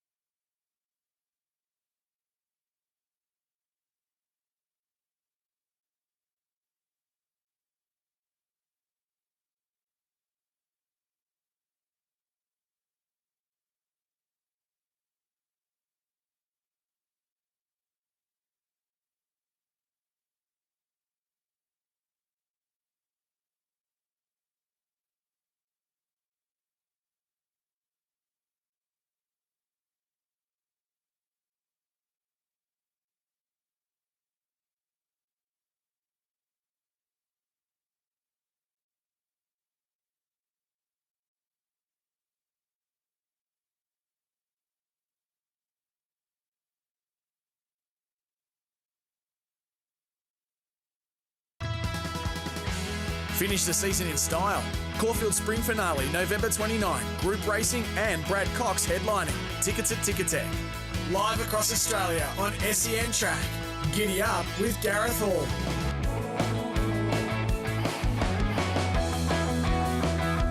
Welcome back to Giddy Up. Gareth Hall with you. It's 35 minutes past 11. Great to catch up with Roddy Schick. And, geez, he's a courageous man. Obviously, he's had a tough year, as he pointed out, and in an accident on his farm, he was seriously injured himself. He was fighting for his life, and he lost his beautiful son, Jimmy. He loved his horse racing, little Jimmy. I never got to meet Jimmy, but he was a bloody little superstar, they tell me, and it was great for Roddy to come on the show to speak about that for a little bit, because I think everybody out there, and not just the New Zealand racing industry, but especially the Australian racing industry, where he's and worldwide as well. He's got so many racing fans. They would have put a smile on their face to hear Roddy Schick this morning. And one of those people that are really close to Roddy is Brent Taylor from Trelawney, who is hosting us once again. Brent, thanks for joining us, mate. Absolute pleasure to have you here back at the farm, Gareth. Yeah, and it was great to hear from Roddy as well. Yeah, mate, they've had a tough year, there's no doubt about it. Gina and the family have been incredible support for Roddy, and obviously he's got 3 other children. Yeah. So life does go on, but Jimmy was a right little superstar. He's Yeah. a cracking young kid, so he'll be sorely missed by everybody. But tough times still yet to come for the family. Yeah. But we're all rallying around and doing what we can to help to support. It's a wonderful industry for that, and he's got a great family, so very very lucky in that respect. But pretty tough. Yeah, well said. And you can't put yourself into their position, but as you point out, they've got their own family, which is a beautiful family. But geez, the racing family can get around people. Oh, it is. It's been fantastic, and the support that we've seen from afar. But having been close to the family, it's been great. Trelawney, it's such a famous place, mate, and we appreciate you allowing us to stay here. But as Kira Ma pointed out, just as before I was about to say goodbye, he goes, "Hey, Gareth. You're at the place where it all started for his favourite horse in a way, and Pride of Jenny." Yeah, it is. And Kieran's been a great supporter of us at the farm, but Pride of Jenny has really been flying the flag for the industry over the last couple of years. She's turned into an absolute favourite of not only ours but the racing public, and fortunate enough to be there on Derby Day to see her race, and it was just an extraordinary the way the whole race panned out, which is no surprise to anybody, but it still continues to surprise some, the way she got out in front and dominated the pace. And you could just feel the crowd as she was coming around the bend, and they could see how fast she was in front, and is she going to get there? Is she going to get caught? Is she going to get there? And then within sort of the 400, you could just really see it swell. then the 200 that everyone just went crazy. It's unbelievable, isn't it? And I was talking to your beautiful wife Cherry there at the sales, and we always talk about Pride of Jenny, and the smile on her face when it comes to talking about this mare. And she told me a story about when she caught up with Pride of Jenny one day at Moonee Valley. Oh, for Cox Plate. We were there Yes. that day to come and have a look, yeah. So She still remembered her, in a way. Well, Cherry believes that. Yeah. but you know, she loves all the horses, and Yeah. you know, she gets a real affinity and an affection with them, and when we do catch up, she's got some really wild nails, and she itches them, and they all love it. Yes. So I don't know whether she remembered her or not, but Cherry thought so. Yeah, we'll take a quick break. Brett Taylor from Trelawney Stud, the famous Trelawney Stud here in New Zealand, is my special guest on the road to Karaka 2026 for a special Giddy Up live from New Zealand for the next 3 days.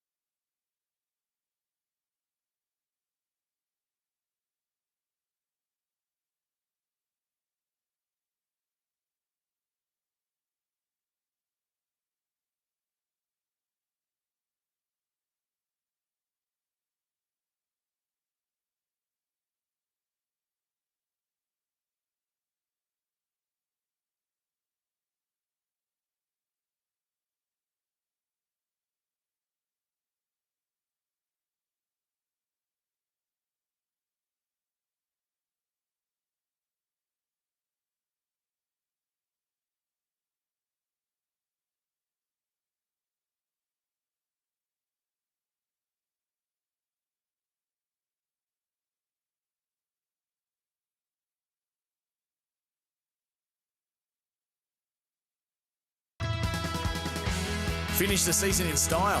Caulfield Spring Finale, November 29. Group racing and Brad Cox headlining. Tickets at Ticketek. Live across Australia on SEN Track. Giddy Up with Gareth Hall.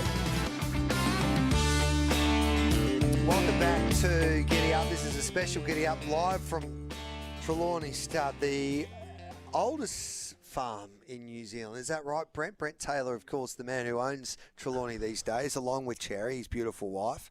Is that right? Yeah, Trelawney's been operating since the early 30s, so there were farms started before that. Yeah. But we're the only one that's continued to operate uninterrupted from the early 30s, so the longest existing stud farm in New Zealand. You look back at this farm's history and it speaks for itself. In your eyes, what makes it so special? Oh, it's just a beautiful piece of farming country. Yeah. Fantastic lamb weights, fantastic cattle, grows great grass. It's a very moderate, very sheltered. It's just a beautiful piece of country that's got a sort of variation. So it's got flat parts, but it's also got lovely rolling country, which, our mares and foals will go out into the larger rolling paddocks, learn how to be racehorses. So how did you get into this farm? Or why did you? Obviously, everybody would love to own a farm like this. Well, I'm very fortunate. My father was mad, passionate, keen on racing. Yes. Along with my mum. And he was a stockbroker and a merchant banker. And then through the back end of the late 80s and early 90s, the business they had was privatised. And through that, he did himself out of a job. Yeah. So merchant banking, it sort of lost its sort of luster, and they sold their business.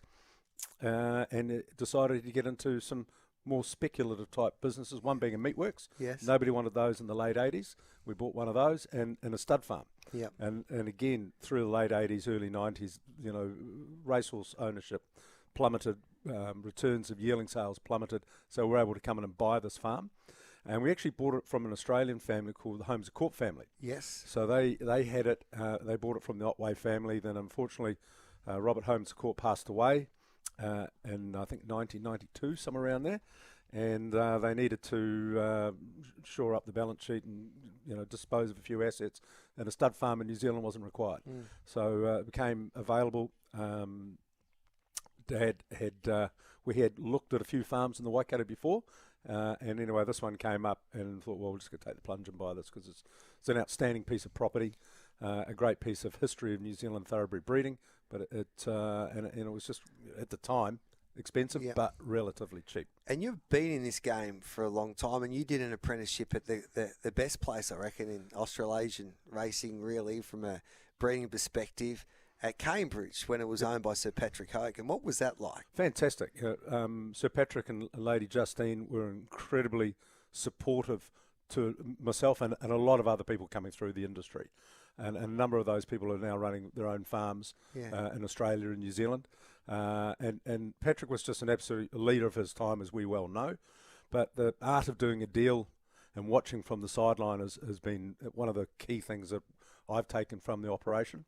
Along with presentation, good farming techniques and just quality bloodstock. Yeah. But and they were fantastic when we left and started our own operation. Patrick was incredibly supportive again in buying shares and stallions we had and supporting us and allowing us to access his stallions and the like. So he was a fantastic guy to work with, and Justine's just a lovely, lovely lady. And when we celebrate 100 years of selling thoroughbreds in this country at the January sales, the impact that Sir Patrick Hogan has had on those 100 years is quite remarkable, really. That's why the auditorium, of course, is named in his honour. Oh, absolutely. But it's not only New Zealand, it's Australia as well. Yeah. And he was an absolute leader of his time, and I'm sure his influence in showing how to market and present and prepare and sell yearlings filtered back through Australia as well. Took a little while, but now we've obviously got some world-class leading operations there. But he was a leader of his time, and very fortunate to work there for 6 years at the back end of Sir Tristram. With Shane Keating at that time, and then Marcus Corbin, and then Zabeel came on the scene. Yeah. And we got a bit of a whisper around the farm that Patrick had made an offer and was going to secure him. So we ducked in, myself, rang my dad up, so we had to get a share in this horse. And Zabeel, which we did. Your dad would have been happy with you? Yeah, he turned out to be a remarkable stallion. Yes, and a fantastic return for us. But he was always passionate to take a punt on various things. So I want to talk about your involvement in the studs. You invest in a lot of the New Zealand breeding industry, so we'll discuss that straight after this break here on Giddy Up.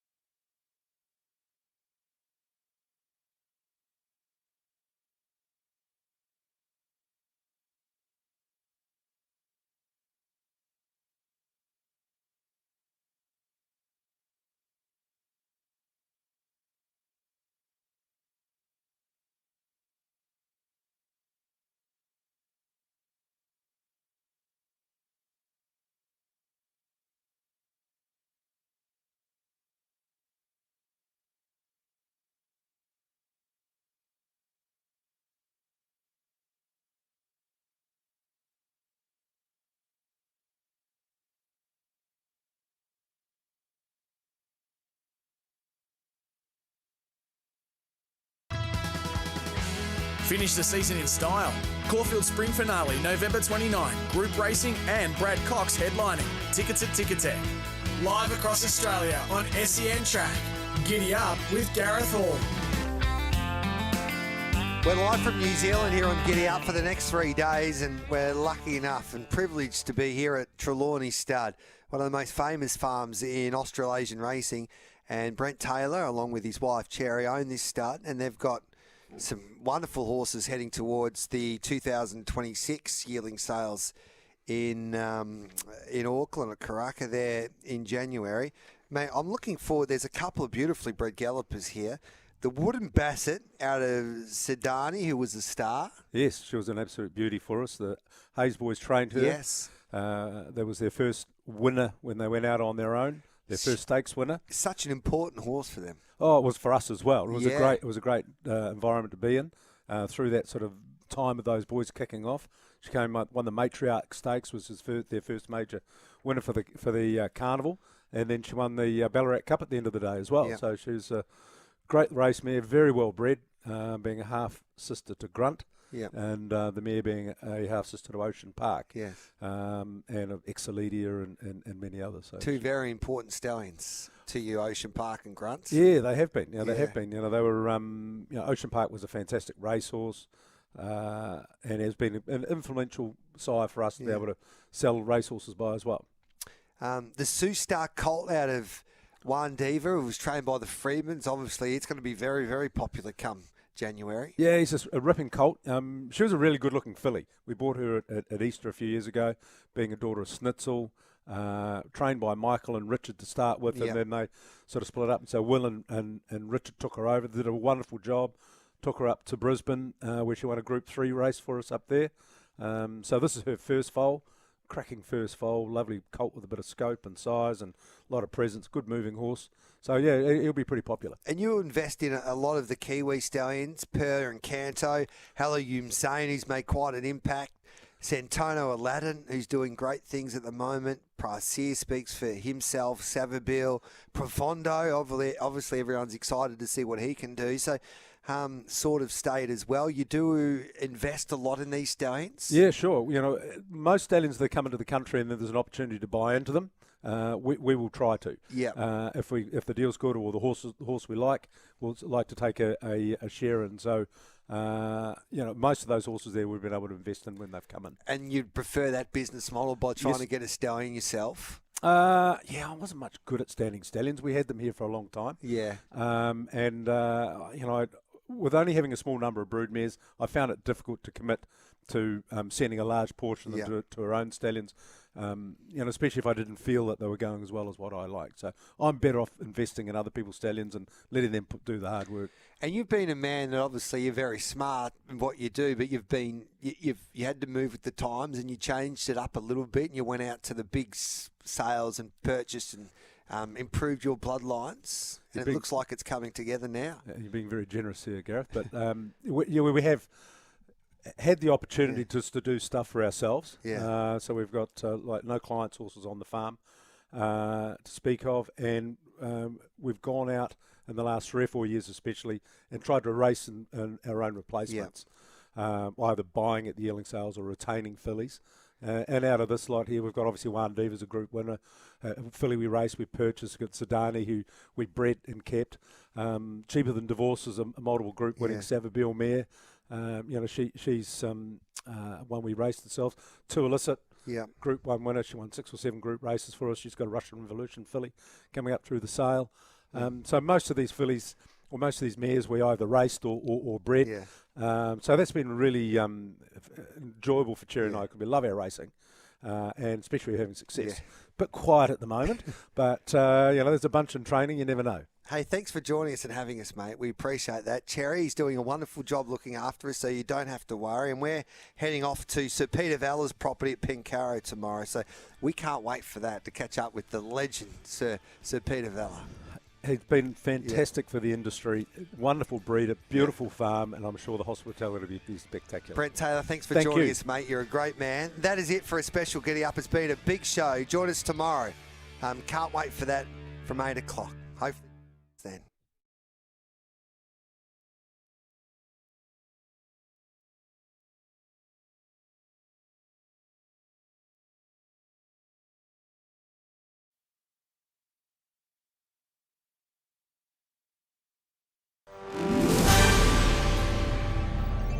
I'm Amy Drew with the SEN News. Intensive cleaning is underway at almost 70 schools in the ACT due to concerns of asbestos contamination as a range of coloured sand products are recalled. 23 other public schools in the Territory have been cleared to reopen.